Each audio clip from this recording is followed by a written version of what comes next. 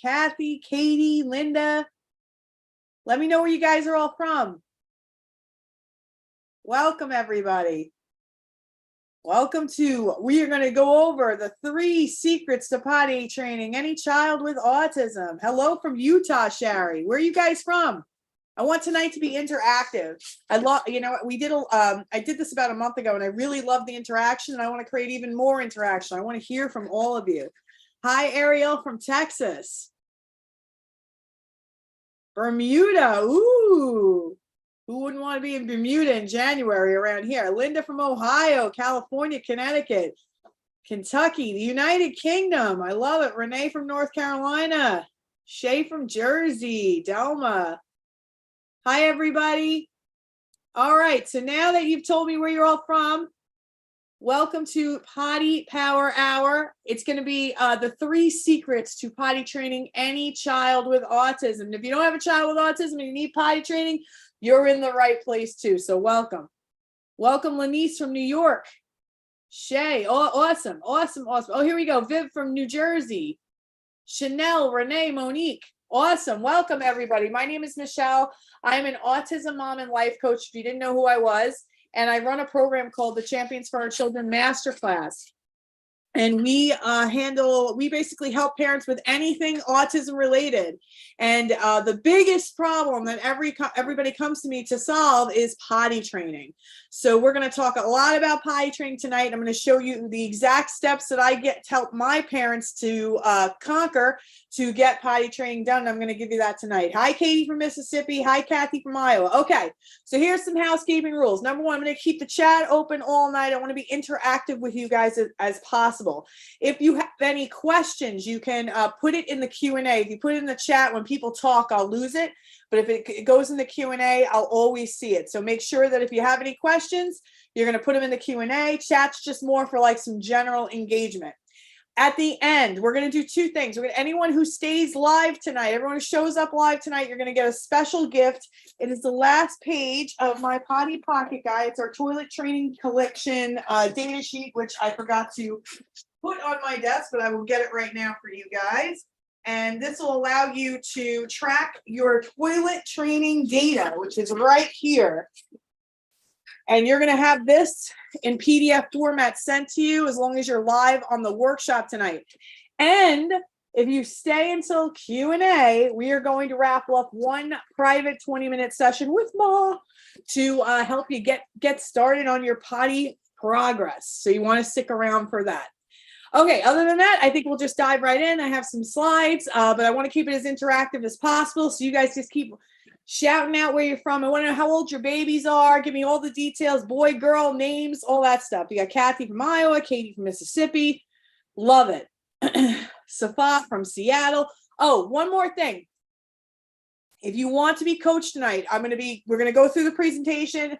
And once we start Q&A, I'm going to do some coaching. If you want to be coached, you're going to raise your little virtual hand. So if you go on the bottom, there's like a raise hand button. You're going to raise your hand if you want to be coached tonight. And I will be bringing you up on stage to be coached. You are going to have good internet. You're going to be in a quiet place with no distractions. And we're going to be able to see your beautiful face and hear you clearly. All right. Perfect. All right. We're getting going here. We got Barbara. We got a 4-year-old. We got Kylie, who's 3. Nasser, who's 4. A 9-year-old grandson. We have tons of grandmas in the program. Nothing beats a balls to the wall grandma. That's what I always say. All right. Let's get cracking here. I'm going to go share my screen. Let me know. Can you see it, Jen? And Jen is here. Jen is my assistant. Hi, Jen. Can you see my screen? Yes. All right, so let's get cracking. So we are going to talk tonight about the 3 secrets to potty train any child. I'm going to open the chat here so I can see you guys and see what you guys are saying. I want to hear all about your potty woes and woos and ahs, because I am here to solve them all. Okay, you are in the right place tonight if you have a child with autism or suspect autism and they need to potty train. They are mild, moderate, or severe on the spectrum. They are pre-verbal or verbal. You're in the right place tonight if your child fits any and all of the above. They have multiple diagnoses. If your child has multiple diagnoses, you're in the right place. You're in the right place if you've tried and failed many times. We're going to talk all about the tries and quits tonight. And you are in the right place if you have a child or an adult child from ages 2 to 30 plus years that is in diapers and you want them potty trained. So I made this net super wide because I wanted it to include pretty much anybody. So if you have a child that does not use the toilet and you want them to start using it, no matter where they fall on the spectrum, whether they talk or they don't talk, I got you covered. And yes, you're in the right place. We're going to help you to potty train. And by the end of this presentation, you'll know how to potty train your child. You'll feel confident that this can be done. You will get your life back. Wouldn't that be amazing to get the time back that it takes to change this child and keep this child clean? You'll be able to be the ultimate educator and feel confident you can teach your child anything. And we're going to give a special gift to those who stay at the end. And not only will potty training be possible by the end of tonight, it's going to feel easy and fun. All right. So why is potty training so important? And here's my philosophy. I believe potty training is one of 3 skills that every child on the spectrum needs, no matter where they fall on the spectrum, no matter how severe their autism symptoms present. If they get these 3 skills, their quality of life, their chance of a life of independence increases greatly. Okay. The first skill they need is they need to be able to communicate. The second skill is they have to not have problem behaviors or minimal problem behaviors so they can sit and attend and learn at school. And the third is why we're all here tonight. They have to potty train. So if they're not potty trained, they can't have an independent life. It affects everything. So if we can't get that done, well, then that's going to affect everything. That's why we're here tonight. And that's what I'm going to help you to solve. Okay, this is a picture of me and my beautiful daughter, Juliana. This was the first day of school. You see, we have girl power here. If you did not know our story, my name is Michelle. I'm an autism mom and life coach. This is my daughter, Juliana. She was diagnosed on the spectrum 1 month after her 2nd birthday. And I watched her go from a child that was happy, chatty, just solely engaged to completely quiet, drooling all the time, lost eye contact, had some language and lost that too. And I remember even this time when she was about 13 months old, I'd said to my mother, I'm like, where did my happy baby go? It seems like she's just pissed off all the time. There's nothing I could do for her. Family was telling me that they thought something was wrong, but I was like, oh, you know what? Maybe she's just taking her own time, even though the signs were so obvious and it was there for me. I was in denial. I couldn't believe that something was wrong with her. Tell me if anybody can relate to this, if they felt this way when they had a child that was progressing, that was hitting all their milestones, and then they stopped. And then I started making excuses for what I saw. And I thought that maybe this, maybe she's just taking her own time and she's going to catch up. Yep. Ariel said yes. And then finally at about 20 months, I had another family member come in from out of town. She's like, wow, she's awfully quiet. Like, why isn't she talking? And I was just like, oh, now it's another person saying it, not somebody that's been in my ear all the time. This is somebody that came out of town. So I finally called early intervention in and they said, listen, at that point, I think she was about 20 months old. She was too young to diagnose, but she was definitely behind. And I'm thinking in my head, I'm like, diagnosed with what? And I was in such denial about the whole thing because I'm thinking in my head, why wouldn't you say something's wrong with her? Because you just want the billable hours, right? So I'm thinking like we opened Pandora's box. Now we can't close it. I don't think anything's wrong with her. I don't think they spent enough time with her. And I was just like, so when the services started, I was just so against it. I was just not playing ball with it at all. I still believed that she was going to develop. She was going to catch up and she was going to be fine. In the meantime, while all this was happening, I had enrolled her into a nursery school program and we went for orientation day. I'll never forget this because I was very pregnant with my son. I was about 8 months pregnant with my son when she started this nursery school. And at first everything seemed fine. She seemed like all the other kids. And then I started to see the differences where they would all kind of parallel play and they're actually playing with the toys and putting the puzzles together. My daughter's just dumping out bins and just twisting things in her arms. Next thing you know, she starts hysterical crying out of nowhere. I didn't know what to do. It started to become obvious now to me without anybody saying a word that she was different. And it was the first time I was just like, okay, maybe something is going on here.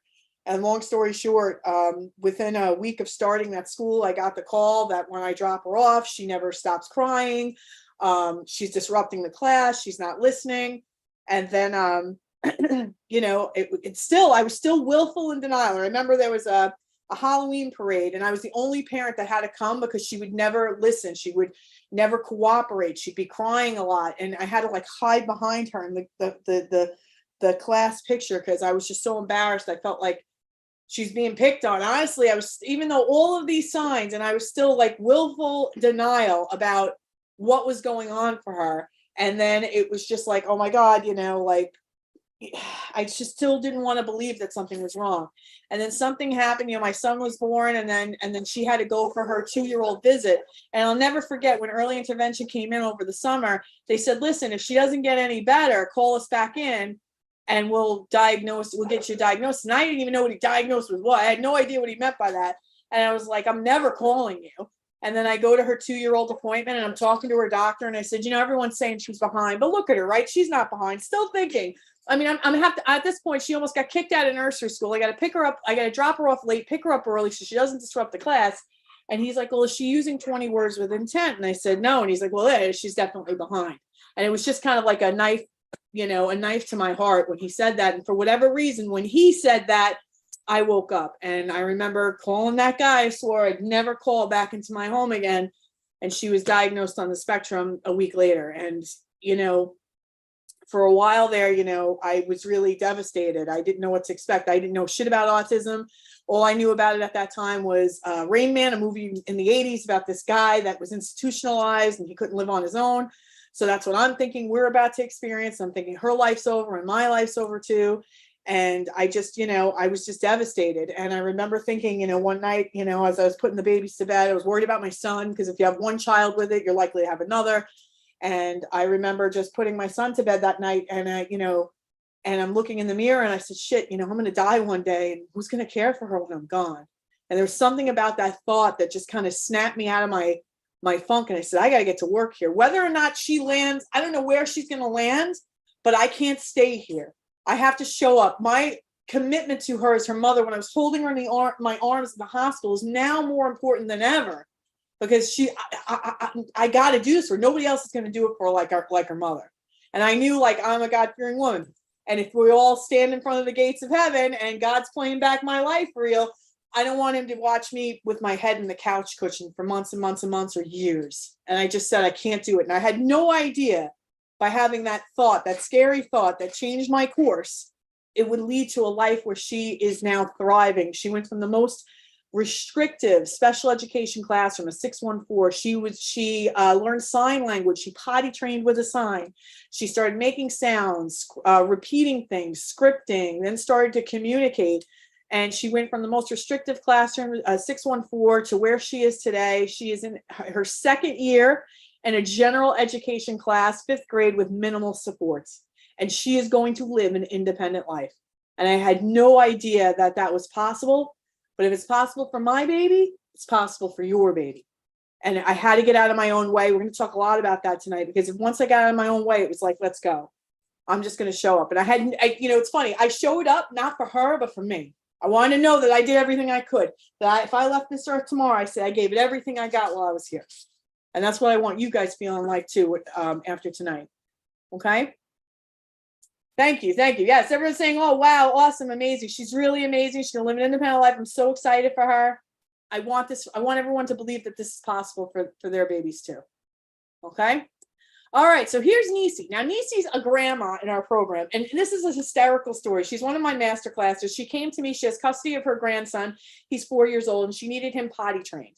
And he was resistant to all the efforts that she had made. We put a protocol in place, and we pee trained him within a couple of weeks.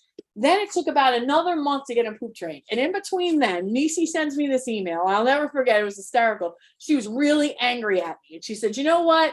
I'm struggling so bad. This isn't what I thought it was going to be. I don't think I can do this. And da, da, da. She was like ready to quit. And I get Nisi on the phone. I said, what's going on? He was doing so good. And then we just kind of talked through it. And then we figured out like it was just hysterical. He was one of these poop holders, and he held his poop until Monday, and then he'd poop at school. And he deliberately do that so he didn't have to poop at home with her. It was hysterical. So once we realized, I'm like, keep him home on Friday, keep him home on Monday. And that was it. We got him. And we laugh at this because she was so angry with me. She was ready to quit the program. And it was just a shift of like, hey, you know, like what happens with you guys is that when you're potty trained, you're kind of like in the mental mud, you're in the field, I can see things from like a drone view. So sometimes you get so you're so in the thick of it that you just don't know what to do, and you're just flabbergasted and you don't know what the next steps are. But I can see it so much clearer than you. And this is what's going to take reps in your life. If you want to show up for your child like that, we've got to be able to take a space back and see what's working, see what needs the tweaking, and we tweak and test until we get the result we came for. And that's exactly what happened for Nisi. It's hysterical. We both laughed at it. I said, I'm going to read your letter one day in one of these webinars. And she laughed. She's like, I deserve that. I was a total asshole. And I said, I agree. And by the way, I cursed. So if your cursing bothers you, I might not be your coach, but we're going to have fun tonight regardless. Okay, let's see here. Hi, everyone. My nephew has Down syndrome and is nonverbal, is so smart. He's 7 years old, and his mom, my brother's wife, passed away in January, so I'll need all the help with potty training. Welcome. We have children with multiple diagnoses in the program, Down syndrome being one of them. So I believe my methods work for all children. So you're definitely in the right place. And speaking of 7-year-olds, this is Mary. She's one of my first clients. Her son was 7 when we first worked together. He was pre-verbal and in diapers. And within 2 weeks of working with me, he was fully potty trained. And within a month, he said mama for the first time. Why couldn't this be your baby? Do you see what I'm saying? This could be your baby and your baby and your baby. I say it like that because it's so possible. We just need the skills. We just need the tips, the strength, the ability. And if we have that, we can really hit the ground running. So before we get into the program, I always have to do my disclaimer, and that is this information and all information in my workshops are not intended to serve as a substitute for a consultation with a medical or behavioral professional. Only qualified professionals who know and work with this child on an ongoing basis can adequately assess and supervise the child's program. I always recommend using a board-certified behavior analyst on a child or client's team. This is especially important if the child's in danger of hurting themselves or others. So full disclosure, I am not a doctor. I am just a badass mom who does not stop till she gets what she comes for. And I've used that to help thousands of children with potty training, hundreds of families in the masterclass. But I am not a doctor. So make sure you run anything I advise you by a doctor. Okay. All right. So now I want to know, let's get interactive here. What have you tried to potty train your child? I want you to put in the chat, what have you tried to potty train your child? So Sarah Reber, 5-year-old nonverbal, pees in bathroom, perfect, wears underwear, perfect. Will hold poo till I offer him a diaper. He squats and poos and sits on the toilet. We then open it and plop the poop in the toilet. You are in the right place. We're going to talk about that. So throwing Cheerios in the potty, that's what Chanel did. I haven't tried anything. I've been researching. Welcome, Jennifer. Let's get going. Jennifer, let's know if he has the signs. Our potty readiness signs. Is he waking up dry from naps or sleep time? Doesn't have to be consistently, but sometimes. Does he take a dirty diaper off? Does she tell you when she needs to be changed? I'm a doctor, so we're good over here. All right, great. I love to hear it. Good to go over here. All right, amazing. Oh, you did a potty watch. You've done books. Renee says, let them watch videos while on the potty. Alicia says she tries every hour and goes bottomless. I love it. I used to do waist down commando style. Putting them on the potty every 15 minutes, using sweets as the reward. Wearing underwear. I'm sitting on the potty using his iPad. Potty chart. So you guys tried a lot of stuff. My 2.5-year-old pees in the morning. It's just between hours. Has worn underwear. Haven't tried to potty train yet. You're in the right spot. Potty watch, timers, books. My daughter lives to flush, so she is willing to go pee. That's right. Just ordered potty watch. You know, here's the thing, guys. I always say that if a child can work an iPad, they can flush a toilet. Okay? I love it. All right, awesome. So you guys have tried a lot of things to potty train your child, and I'm here to help you to get to the finish line. Okay. So here is potty secret number 1. So potty secret number 1 to potty training your child is to know that all children on the spectrum, no matter how severe their autism symptoms present, can potty train. I'm going to say that again. All children on the spectrum, no matter how severe their autism symptoms present, they can potty train. You just need 2 things. Number 1, they have to have a parent who believes in them and themselves. And number 2, your child has to have the desire to go. So these are 2 major components. And as long as you have these, it doesn't matter where the child falls in the spectrum. We've potty trained children as young as 2 years to adults 31 and counting. I'm looking for my 40-year-old, looking for my 35-year-old, right? At the end of the day, if I have these 2 things, I am potty unstoppable. Okay? And this is my daughter, Juliana, and this is a great story of how consistency and commitment made Potty Train happen for us. So with Juliana, peeing was, we got that unlocked first. Pooping was the challenge. And we had some parents in here already talk about, like, my daughter or my son will pee on the potty, but they ask her to pull up for poop. Well, Juliana was kind of the same way. And at one point we had her completely pee trained, but for whatever reason, every Saturday morning, and she wasn't a regular pooper, she pooped maybe twice a week, but every Saturday morning without fail, she would poop in the safety swim pool. That was her swim instructor at the time. And she would poop in this pool. And when she did this, there were other kids in there getting their lessons. So everyone had to get out. They had to shut the pool for 2 hours. And of course, it's in the middle of winter. It had to be like February. I'll never forget this. And everyone who was there for their lessons had to have their lessons cut off early. The company had to call anybody who was coming in for the next couple of hours to cancel their lessons because the pool was closed.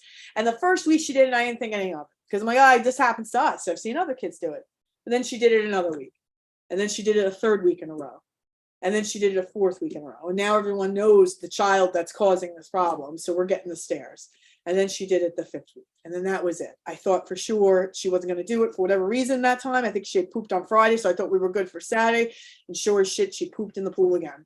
And I remember rushing in there, getting her out and running into the bathroom, locking the door and crying, hysterical.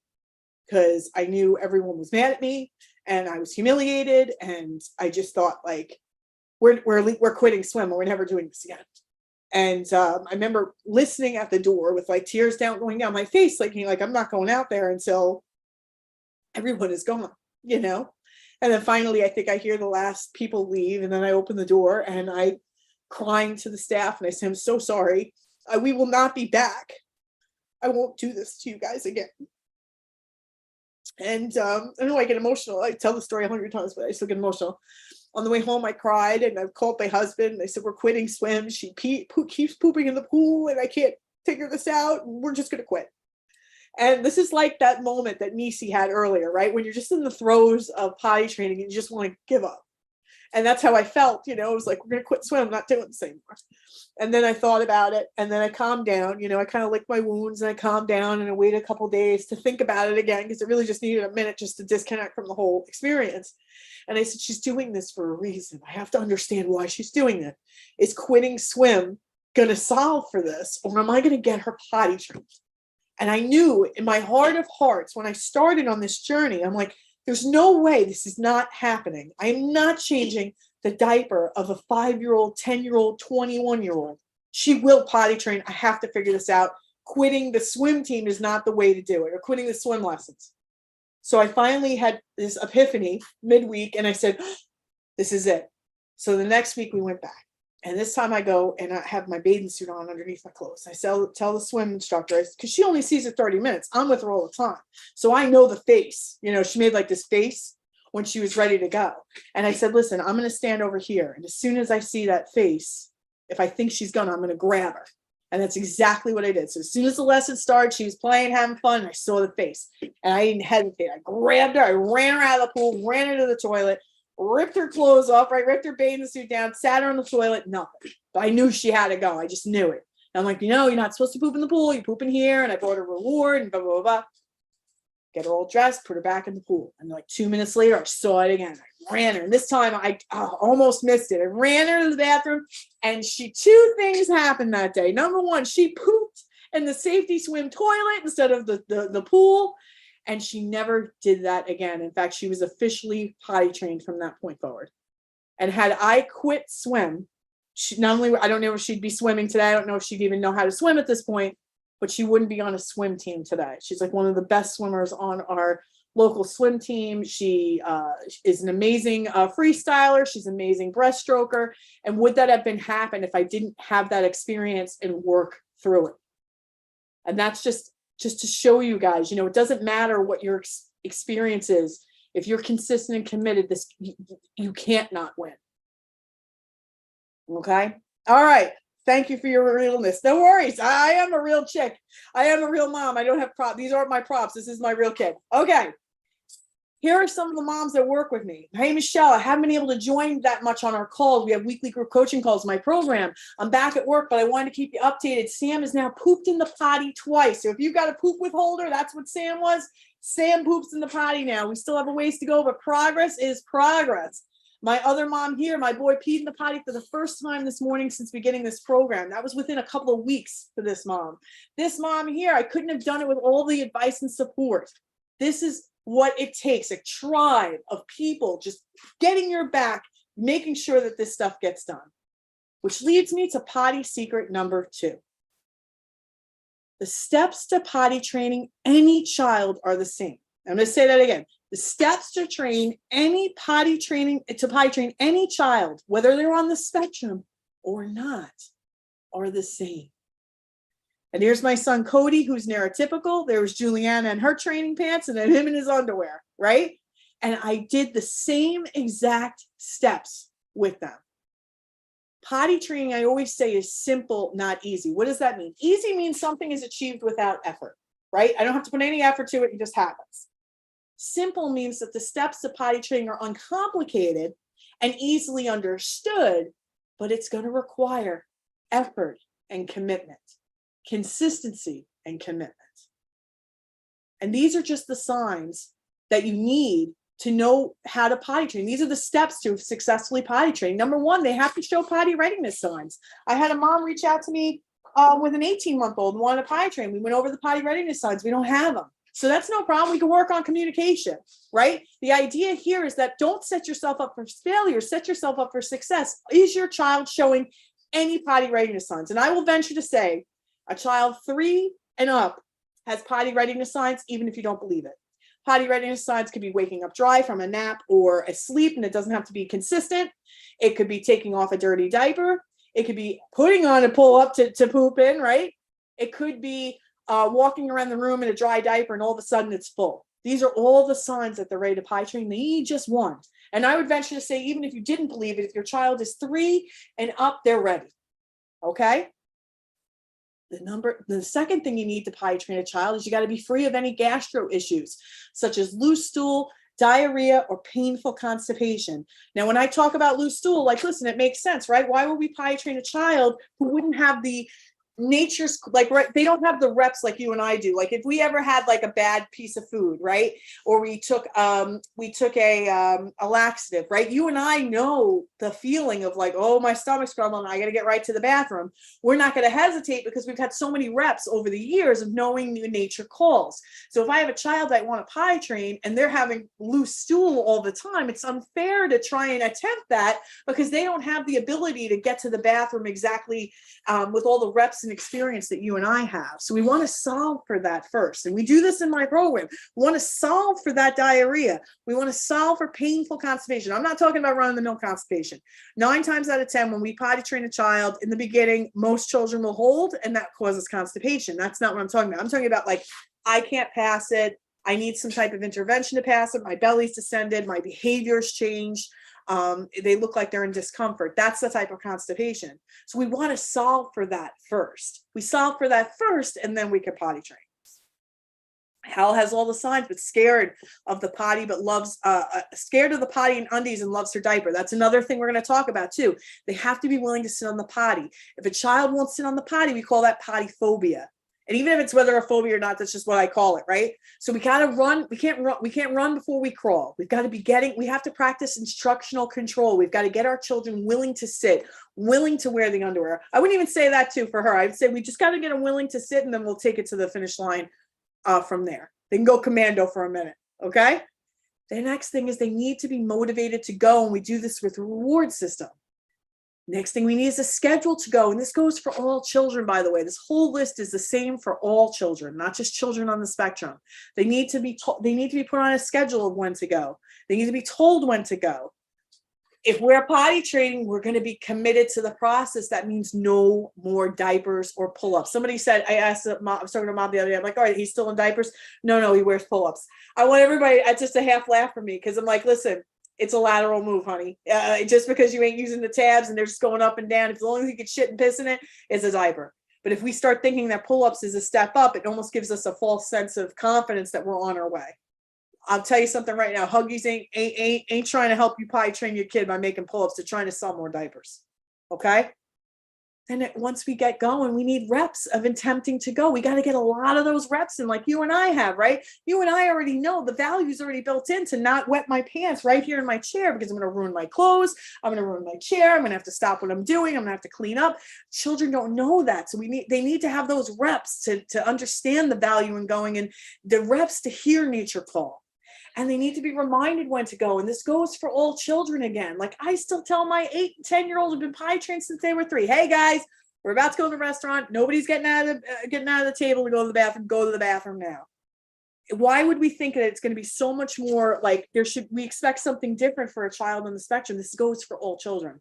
And number 9, they have to tell us when they have to go, and or the child starts using the potty 100% independently. So if your children, this is all it takes. And guess what? This is the same list I'd have if I was in a room with parents of neurotypical toddlers. This is exactly what needs to happen, right? So the skills you need to potty train is, number 1, you need to be consistent. Number 2, you need to be committed. Consistent means I'm doing it. I'm committed to this process. I'm not going to stop. I'm not going to start and quit. How many times have you guys started and stopped? And I understand we're going to go over why that happens. But like, it's the idea here to see this to the finish line is I don't stop till I get what I came for. Number 3, you need to be willing to clean up accidents. That's a huge one, right? I think sometimes I thought this too, like, all right, I'm just going to put her on the pot. I'm going to have her go like every 10 minutes and we're going to be great. And then when she had a piss on the floor, I'm like, what? Like, I'm like shocked. Like, it's so hysterical, right? I have to expect this. Sometimes I have to just say this, like, listen, guys, it's not potty perfection. It's potty training, which means that there's going to be some mistakes made while we're potty training. And you need to be in a winning and learning mentality. I think a lot of the times we start and stop because we think it isn't working, or the results maybe aren't what we thought they'd be, and then we quit, right? That's the only true fail of an autism parent, is quitting. If I always think like, well, listen, I did a 3-day intensive and maybe they're not fully potty trained after it, but I got a lot of data, right? I go through my sheet here and I got a lot of data. I know that he can hold for 2 hours and I know he usually poops between 6 and 8, right? I can look at like, I'm failed that this didn't work, and quit, right? Because if you think you're a failure, who wants to keep doing that? Or I could say, oh, all right, I have data now. I can keep building on the progress I made, even if it was inconsistent progress.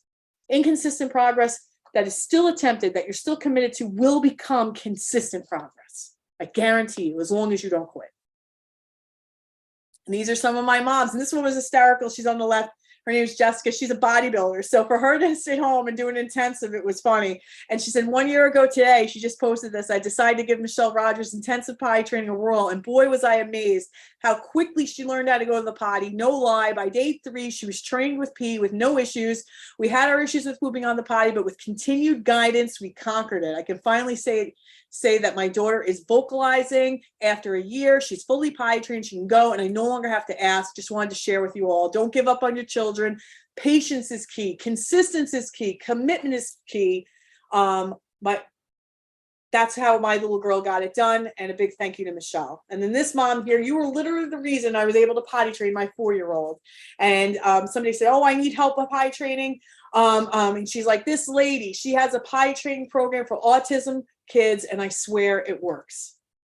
See what I'm saying? It's possible for them. It's possible for me. I'm no unicorn. I ain't no special snowflake either. There ain't nothing magical here, right? It's just a mom that's just determined. I will not give up. I will not leave until I get what I came for. And that's what happened. And that's what my moms and my grandmas and my great grandmas, I got great grandmas in the program too. And this is Teresa. Her son was 10 in diapers when she came to me. And she said, my Ian was 10 and he's officially potty trained. And 2 magical things happened. He watches videos of people opening and eating candy on YouTube. So we got a huge 1-pound peanut butter cup for Christmas. And it was the perfect reward for potty training. He gets a piece of that peanut butter cup every time he poops on the potty. And for number 2, we also implemented a token board system, and his reward was a local hotel stay with a swimming pool. And she said, bingo. When she presented that to him, he literally went into the bathroom and took a shit on the toilet. I love it. His teachers are just speechless because they've never seen such a quick turnaround in any of the children she's worked with. And I can't tell you how much joy, unspeakable joy I have in my heart right now for all of us. A veil of depression that I didn't know existed has lifted, and I can see and feel more clearly now. Who would absolutely love this for their life? This program we put in place is so much more fun and affordable than any of the treatments I've paid for. Which leads me to potty secret number 3. Now, before I even get into this, I want to ask you guys, I'm going to paint a beautiful picture for you. It's Sunday morning and it's raining outside. So we're all going to hang out at home. And you wake up your little baby and you say, come on, time to get up. And they're in underwear. They spring out of bed in their cool character underwear and they run to the bathroom. And you see their little feet running to the bathroom and you hear them pull up the toilet seat and they sit down and they pee. You hear their little pee going in the toilet. And you get up, they put their underwear on, they wipe their bum, put their underwear up, they flush the toilet, they wash their hands. And they come out to you and say, Mommy, Daddy, Grandma, Grandpa, I did it. Or they're so excited they're clapping. What would it be like if that was your Sunday morning? Tell me in the comments, what would it be like if that was for you? Heavenly. I love that. What a perfect word. I couldn't even think of a better word for it. Heavenly. Fab. Awesome. Phenomenal. Best day ever?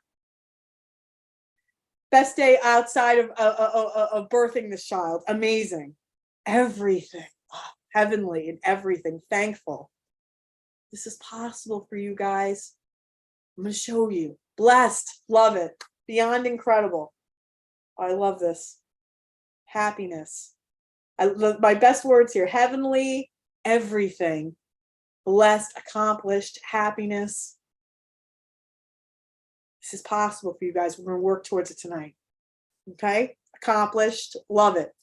So now we're going into potty secret number 3. You are your child's #1 resource to get potty training done. You are the secret weapon to getting potty training done. I know what you're thinking. Like, what? If I was secret weapon, it'd be done already. But here's the thing. You don't know you're a secret weapon. We're going to go over that in a minute. You don't need to be a professional. Nobody knows your baby better than you. And I saw this mug in my doctor's office. It was, I think, her developmental pediatrician. I'll never forget this. And it said in the window as we were checking out, she said, please do not confuse your Google search with my medical degree. And I laughed. And I told the receptionist to tell the doctor, don't mistake your 120-minute lecture for me living this life with this child 24/7. And how many times have you heard a doctor or a teacher or a therapist tell you something about yourself, somebody you know, or about your child and be wrong? You are the perfect person to teach them. Nobody's going to be more invested to see them win than you. No one knows your child better than you. You're in and out of doctor's office. They're in and out of school. They're in and out of therapist's office. Nobody is going to want them to win like you. Nobody's going to know them. That's the secret, man. Nobody knows your child better than you. You know their idiosyncrasies. You know their schedule. You know their habits. You know the things they love. You know everything about them. Having that skill is the secret. You are what they need. You are their secret weapon to getting this done. So if that's the case, if you're the key to getting potty training done, then why is your child still in diapers? And I want you guys all to put here, you all told me before what you've tried. There were potty stickers, potty charts, potty books, potty stories, sitting on the iPad, taking them at set intervals. Why do you think all the things that you listed that you tried hasn't worked? And I want you to put that in the chat. Why do you think that what you've tried hasn't worked?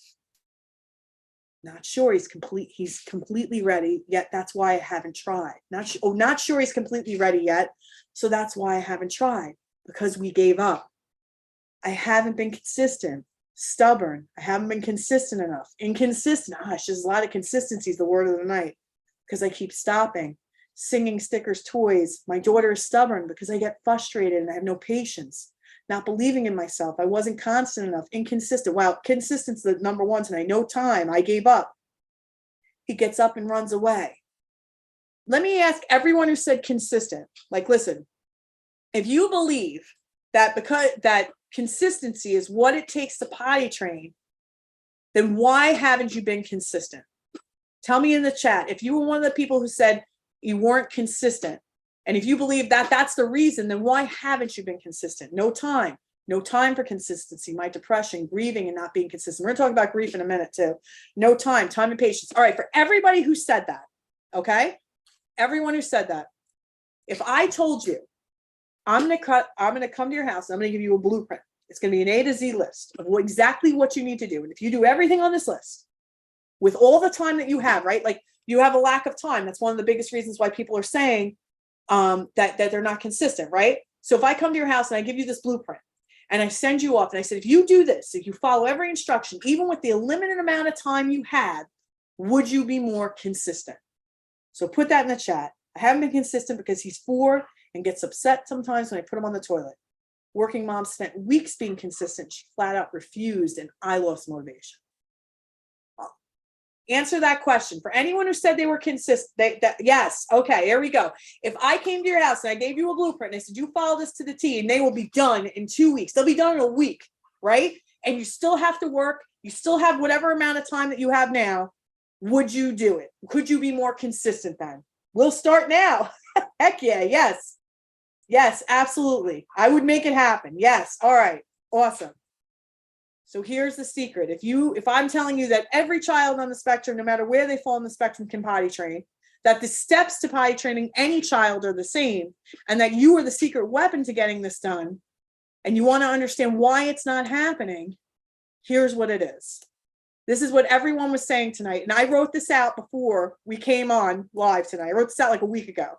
And these are some of the things that you guys said in the chat. You said inconsistent.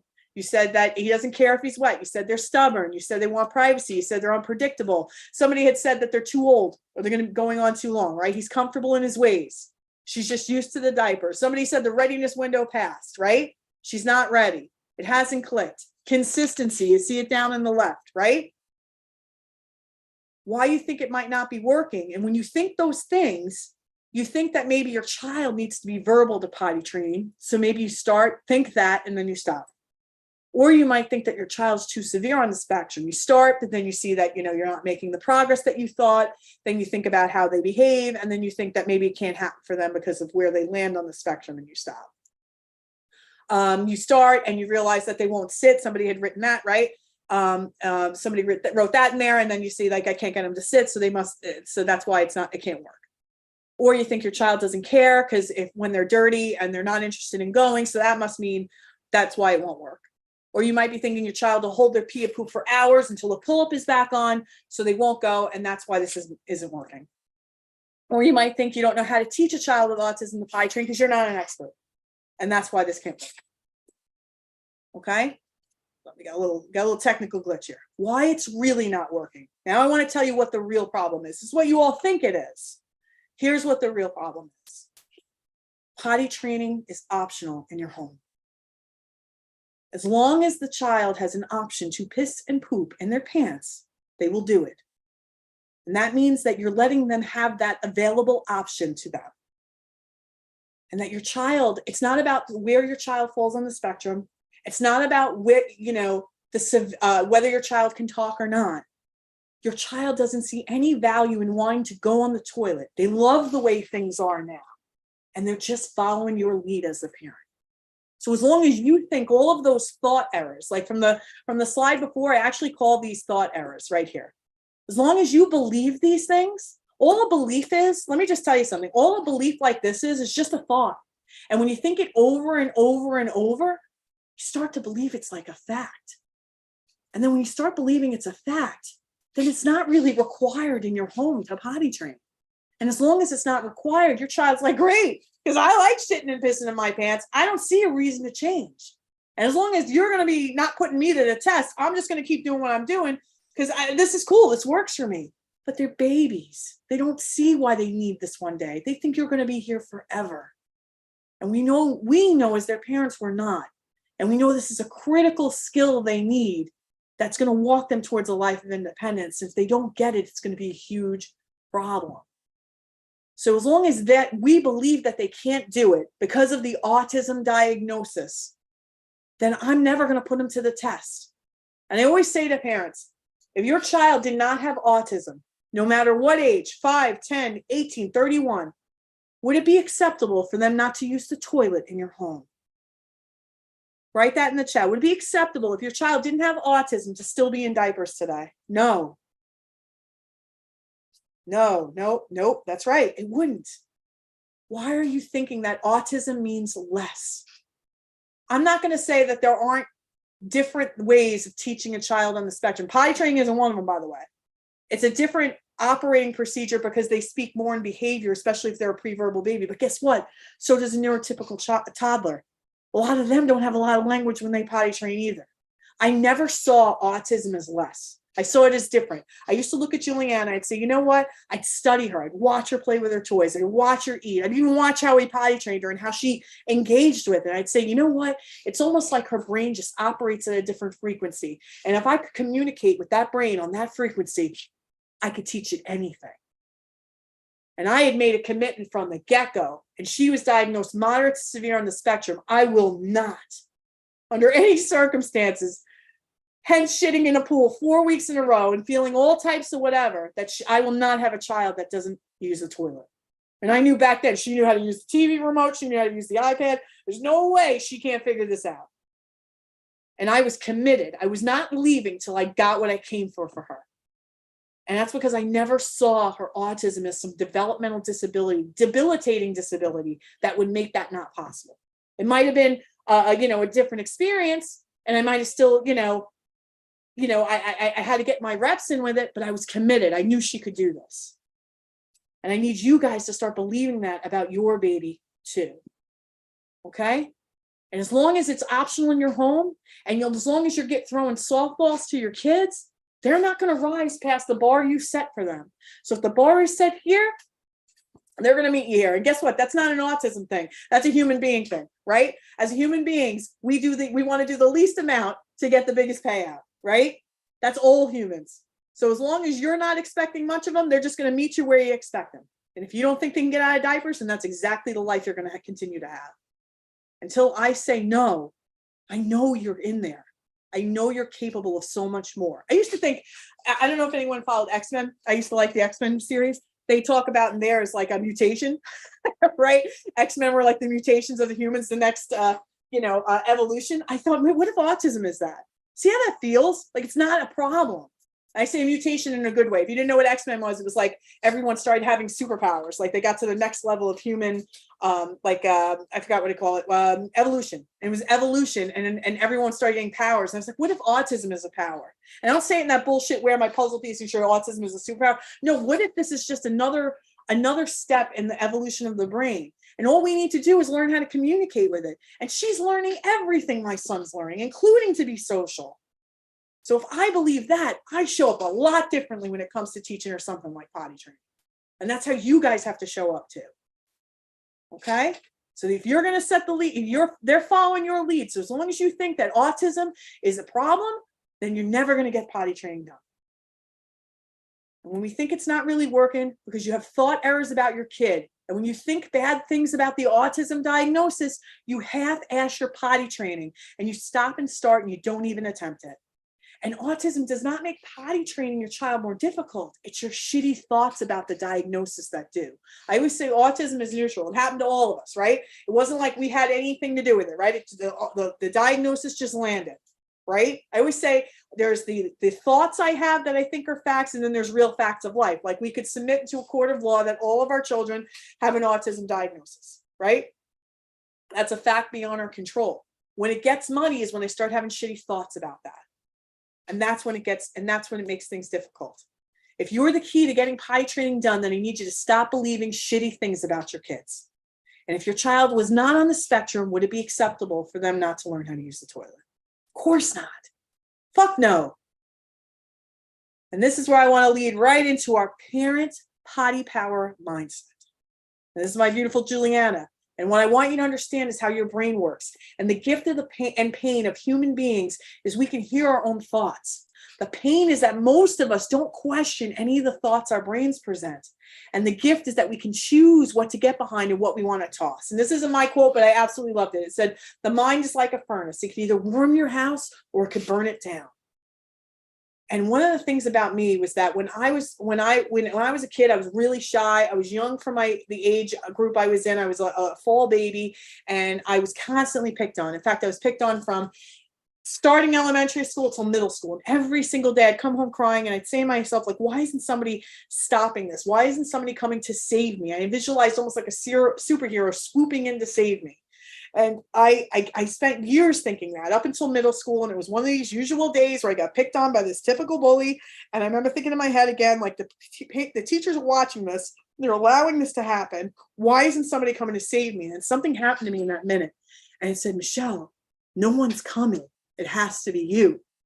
And in that moment, it was the first time I ever stood up to that bully, and he never messed with me again. And actually, after that, I had many life adversities. I had many obstacles that hit me head on, but I overcame every single one of them because I knew that I had to be my own savior. And when that happened, by the time I had Juliana when I was 35, I was like, I'm so practiced in the identity of a master problem solver. I can solve for anything that comes my way. Nothing is going to slay me.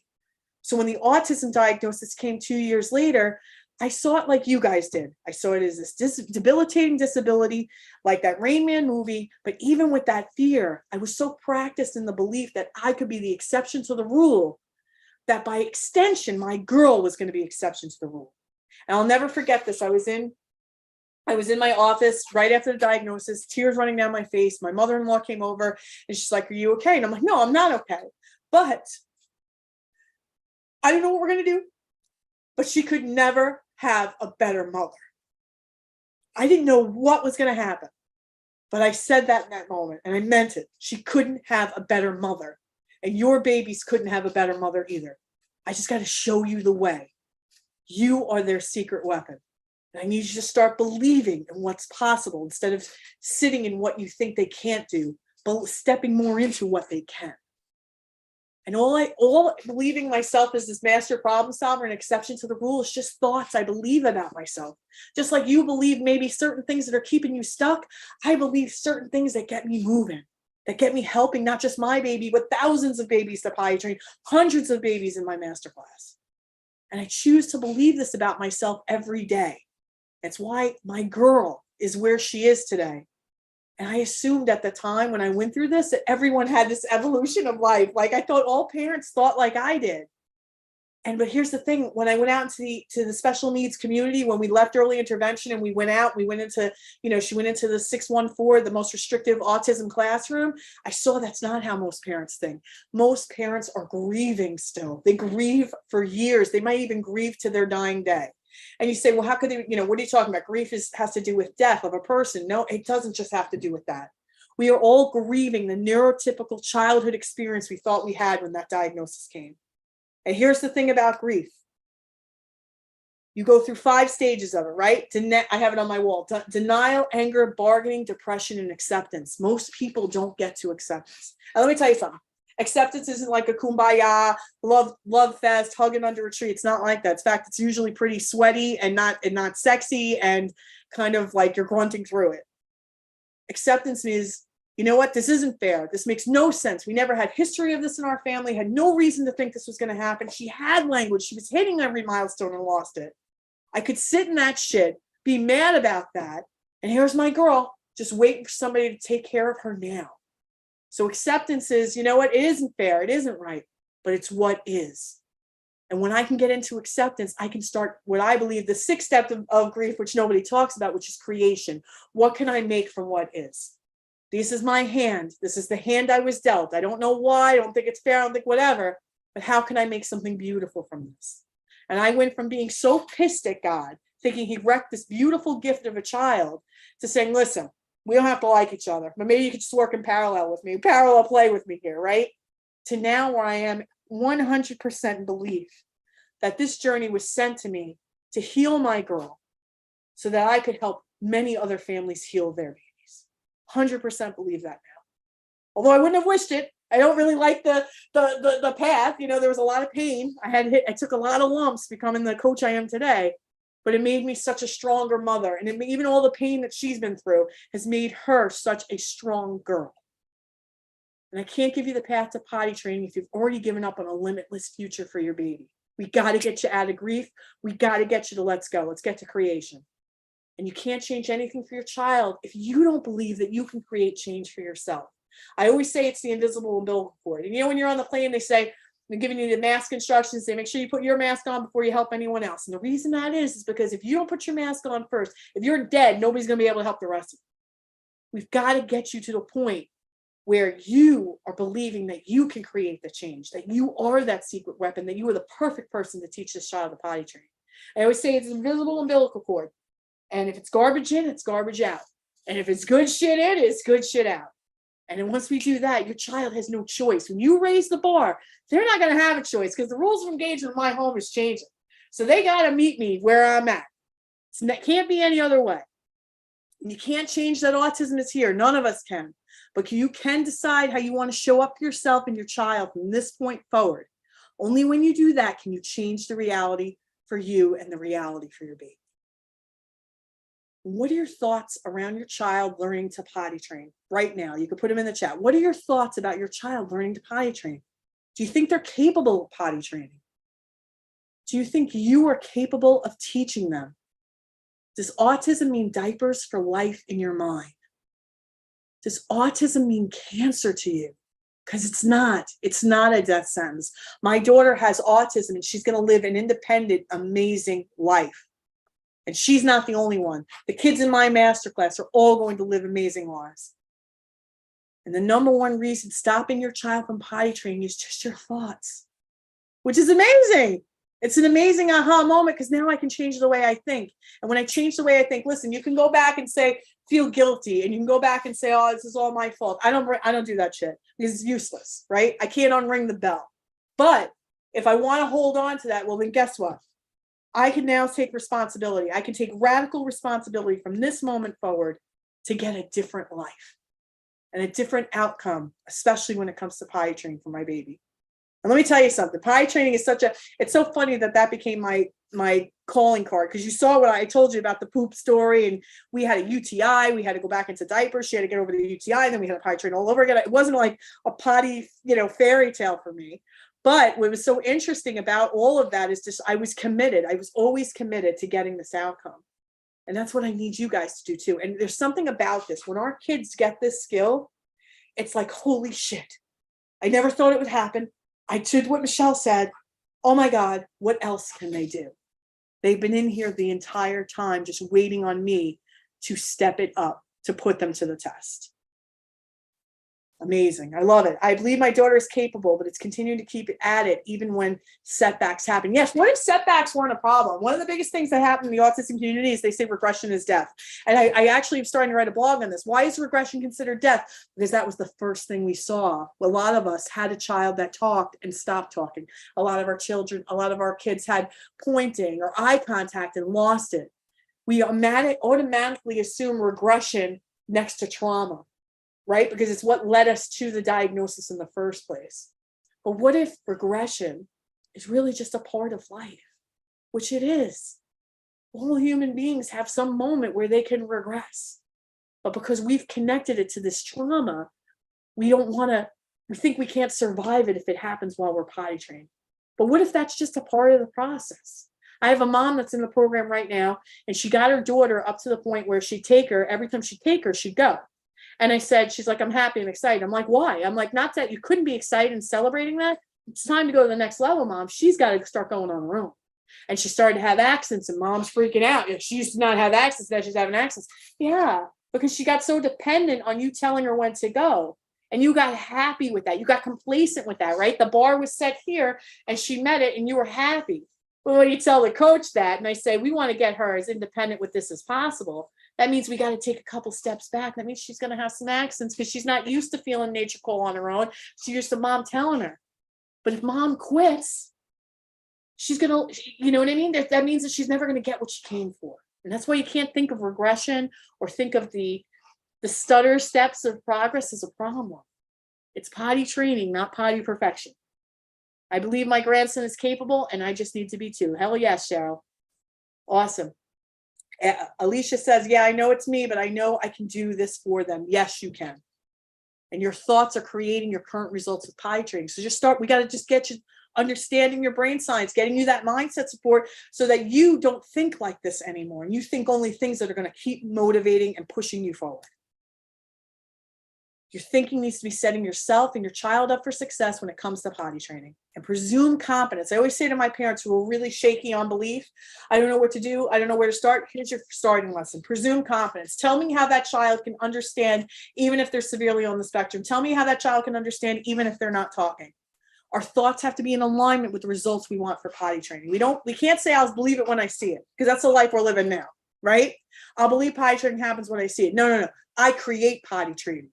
I don't know. I may need some help with the steps, but I create it. It's going to happen. I'm getting what I come for, because that's what I believe. You think about anything you've wanted in your life and you were so obsessed and possessed. You saw it. You said, oh, I want that. I don't know how I'm getting it, but I'm going to get it. And you didn't stop till you got it. That's how this has to be for potty training and communication and stopping problem behaviors. And all thoughts you think are optional. You get to choose your thinking to get new emotions, new actions, and results. And I help parents like you to think intentionally to get the results you want for your child with autism. And it's not just potty training. It's potty training since the beginning. Potty train, communicate, stop problem behavior, social skills, not elope, picky eating, you name it. And the results, when you work this, the child will be more compliant. You'll be more confident that you can teach them anything. You'll be less stressed. You and your child will have more freedom. Your child will be potty trained. Wouldn't that be an amazing result? And this is Kimberly. She's one of my OGs. And she wrote this to me earlier this year. When I first found you, Easton was 3 and I couldn't get a firm diagnosis. He had very few words, 0 social skills, and was not potty trained. I found you the same day as our IEP meeting. That day I was defeated and overwhelmed after they asked me to list some of Easton's strengths. I sat there in tears as I struggled to come up with an answer. I had to find help, and luckily I found you. It's been 2 years since I joined the masterclass, and today I had a meeting with the school regarding his kindergarten placement. He is set to start in a general education class 80% of the time. He is fully potty trained. He has no aggressive behaviors. His speech is blossoming. He tells me he loves me on a daily basis. This is possible for your babies too. I know beyond a shadow of a doubt, had I not found you, we would not be here. I want you to know that the work you do is so appreciated. It truly made all the difference in my life, and most importantly, Easton's life. You have literally turned our life around, and I can't tell you enough what that means to our family. You are truly a lifesaver. Here are some of my other moms. I just joined the program, and it's empowering and an eye-opener. Please try it. You won't be disappointed. She has a panel of experts besides herself. They're invaluable to this process. I will never give up. He will be successful and independent. Michelle, I was busy on the phone, then I realized where he was sitting. Come to find out, he was in the bathroom. He pulled his underwear down and was doing number 2. I'm here crying ugly tears. I had to share.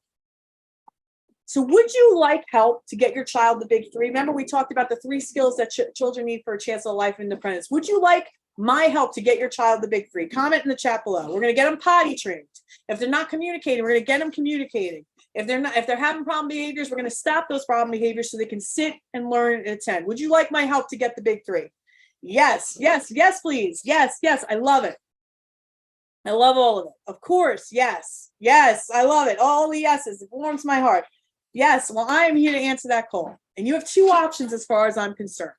Option number 1 is you could go off, figure this out on your own, and end up frustrated and exhausted. Or option 2, you can follow a tried and tested path with so many families on the other side of potty training and go from stressed to successful. Now tell me, which option would you prefer? Option 1 or option 2? Put it in the chat. Would you want to figure this out on your own and get frustrated and exhausted, aka what you're doing now, or would you like option 2? Option 2, obviously, 2. I love it. We want to follow a tried and tested path from stress to successful. I absolutely love it. Well, let me introduce to you the Champions for Our Children Masterclass. This is what I do all day long. This is me and my coaches. And tonight we have a special, and we only have 10 seats available. And this is a message from Juliana's teacher. I'll never forget it. She said, "Dear Juliana and family, thank you for the gift card and the sweet card. It's truly been a pleasure working with Juliana for the last year and a half and watching her blossom. She has made more gains in skills than I've ever seen in my 25 years of experience. I can't imagine what the future beholds her. She is going to soar. More gains and skills than she's ever seen in 25 years of experience. That card is waiting for you to read it on your baby.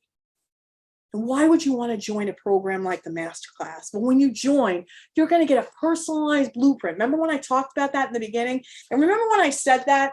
Remember when I said to you guys, what's the number one reason why you can't get in potty training? You said you can't be consistent. And I said, what if I came into your house and I told you it was going to be done in a week or 2 weeks with the amount of time you have now, just like you can't get it done being consistent now, but I'm going to give you this blueprint and you're guaranteed this result.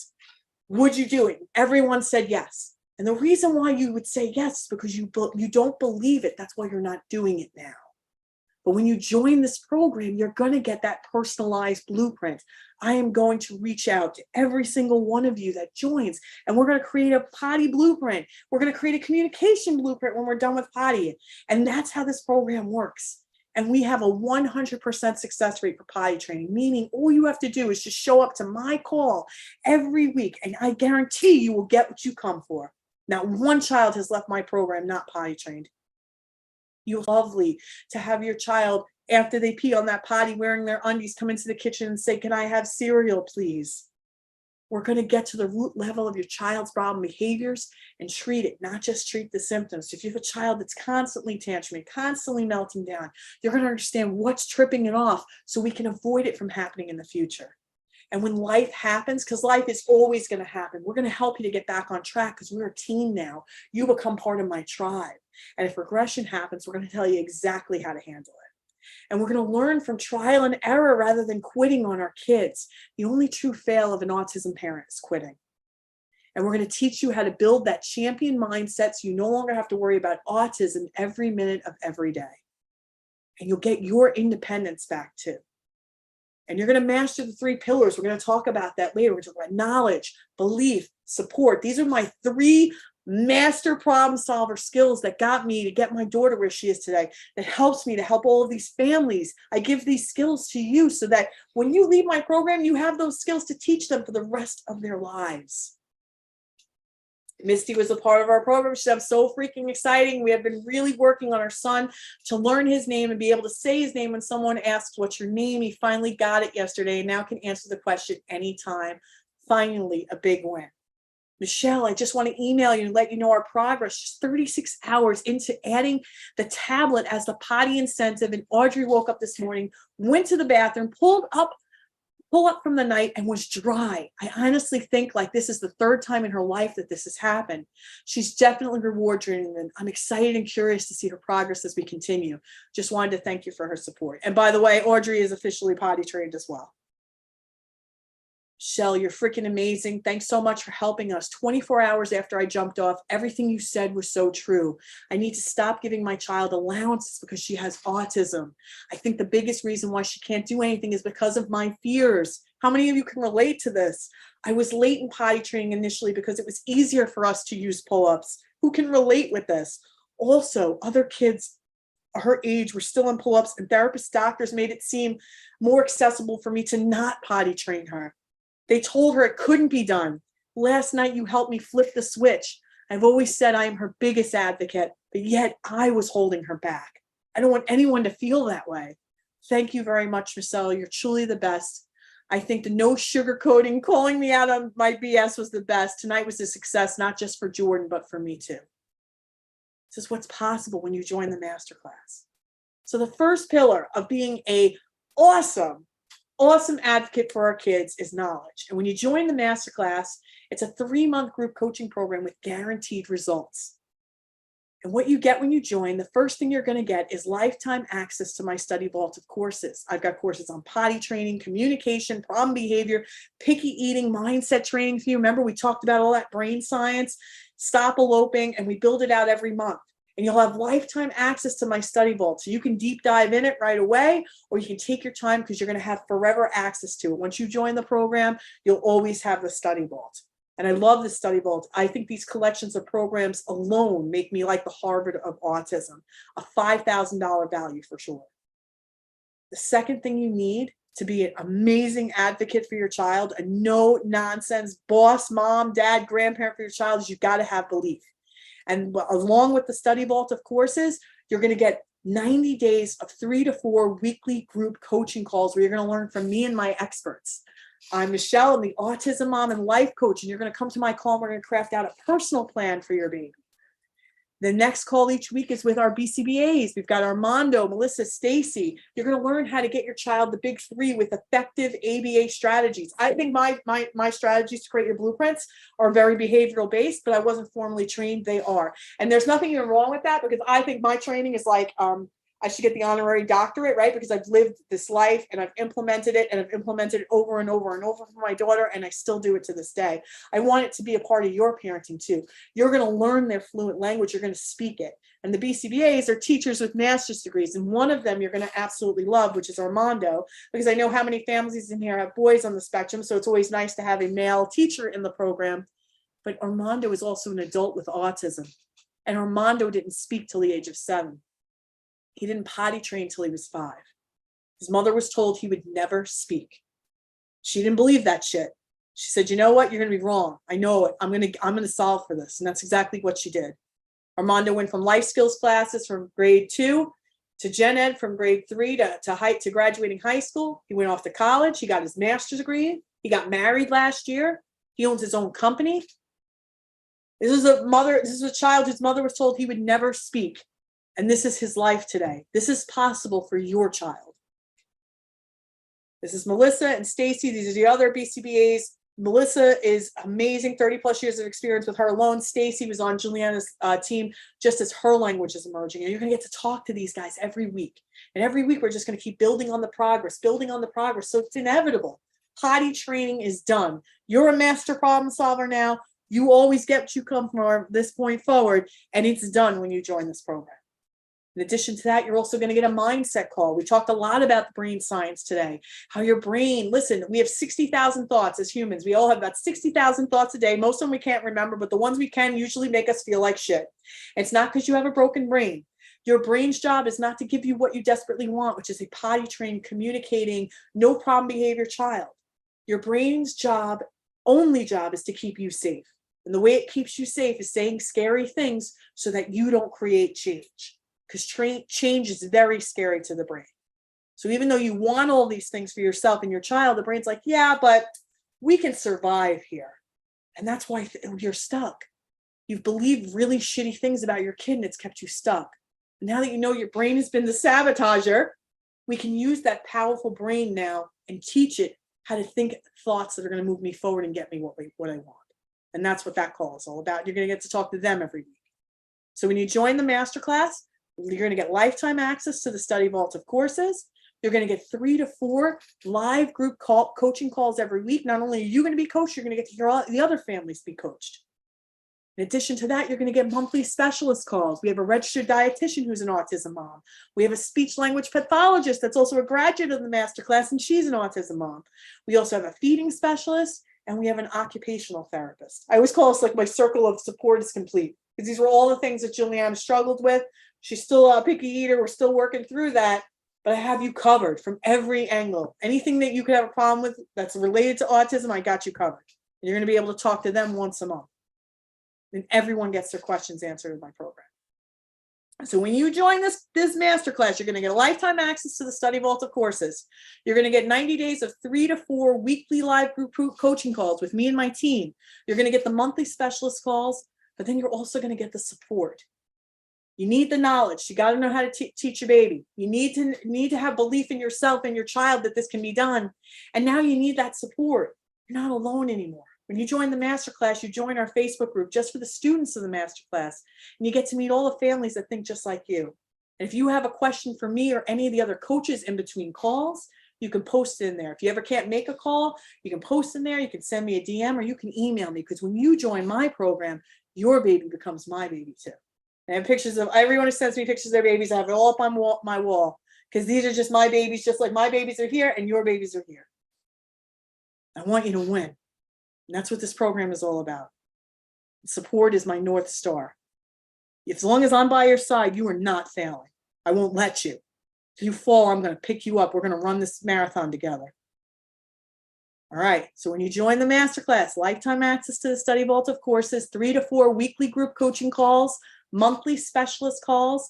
You're going to get that Facebook community and access to me via email in between calls, but you're also going to get my action back guarantee.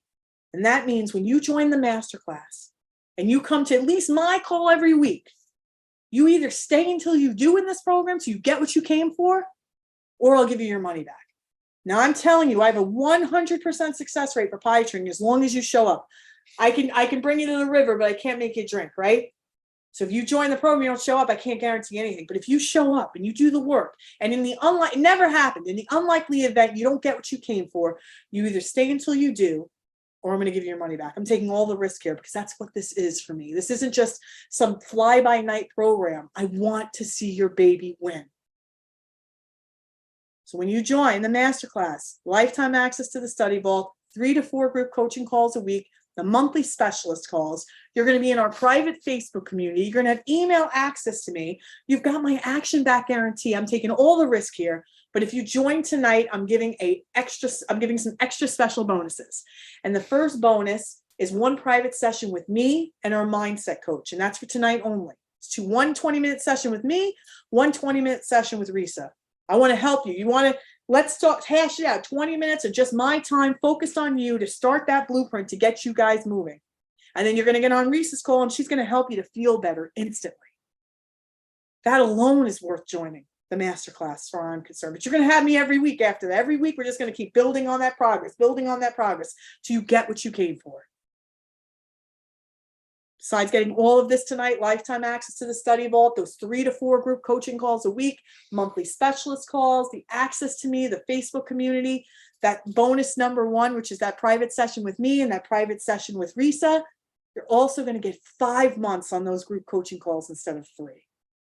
5 months. 3 months is more than enough time to get your child potty training, even get your child communicating. Depending on where they're at, we're going to get them further along than when they started.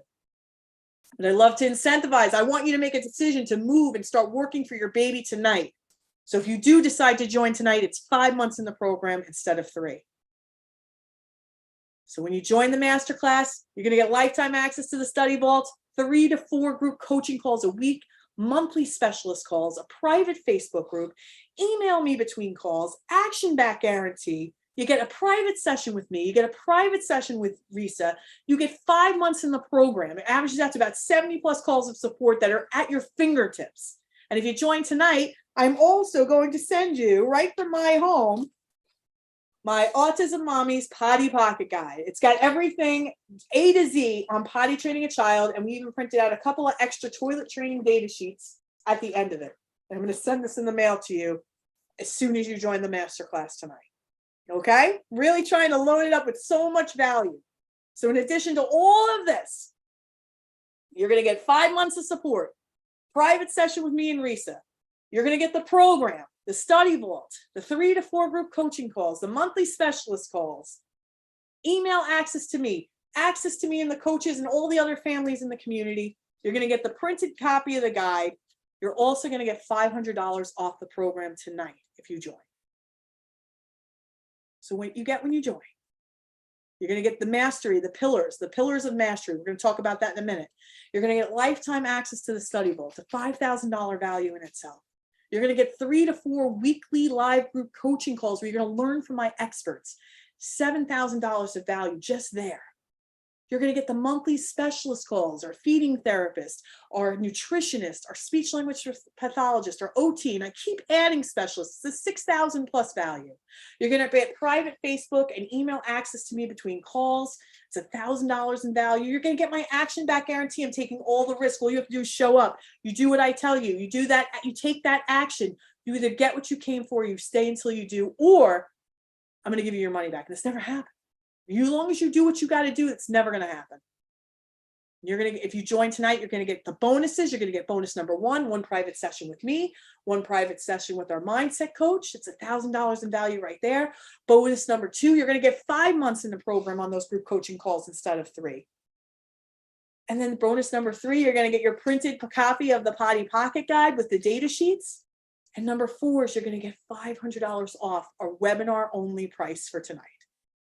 And the total value, if I add all of this up, is $21,000. But guess what? That's not what you're paying tonight. And let me tell you something too. Tonight, you're going to get all of these things. 3 pillars of knowledge, lifetime access to the study vault, 3 to 4 weekly live group coaching calls, monthly specialist calls, private Facebook group, email access to me, the action back guarantee, all the bonuses. It's worth $21,000, but for tonight only, your price is $24.97. And we also have a payment plan. You could do 3 payments at $878 or 4 payments of $660. And let me tell you something. I want you to know, as an autism mom, when Juliana was diagnosed, I went out and I bought stupid shit.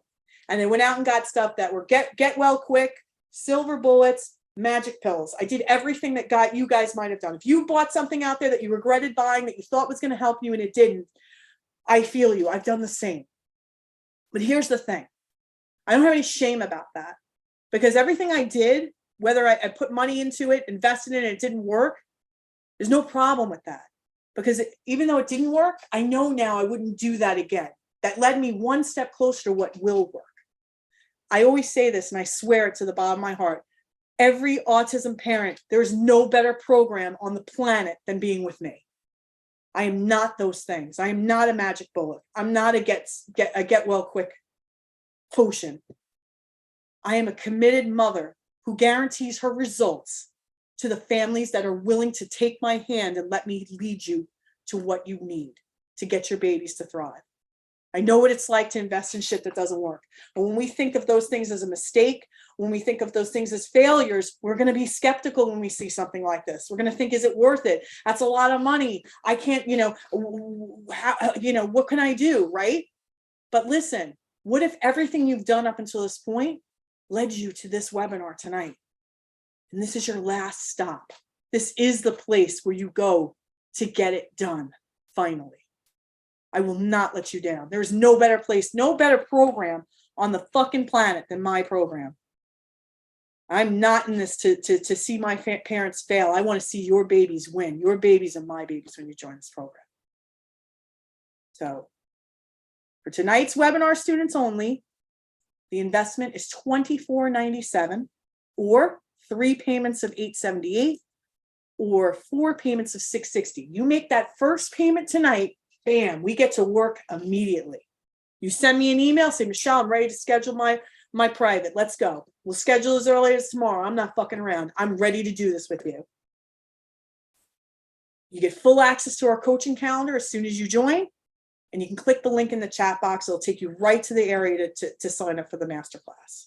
And I want to talk about one more thing before we get into Q&A, and it's a word on unicorn syndrome. Unicorn syndrome means I have a child. This all sounds great, Michelle, but I think my child's different.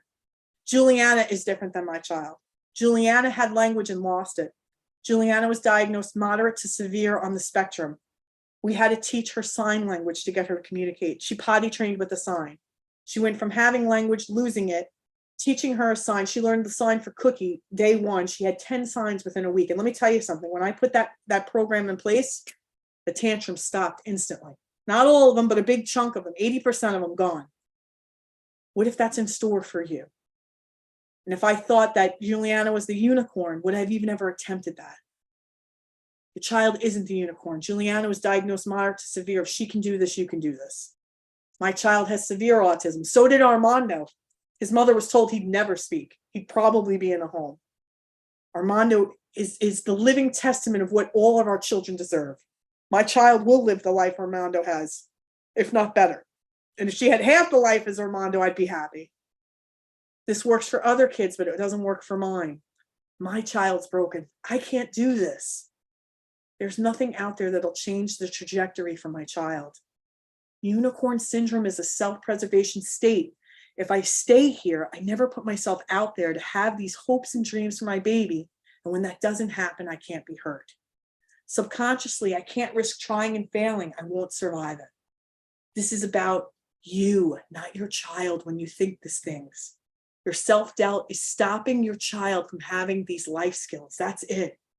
They are not a unicorn. The minute you stop thinking that, the minute you can start to see results for your child. You're the best person to teach your baby. Sitting in I don't know or asking shitty questions with no real answers keeps you stuck and not taking action to help your baby now. Indecision is keeping you second guessing and losing precious time that you could be making progress. Nothing comes from an I don't know or a bullshit question you can't answer. Just decide.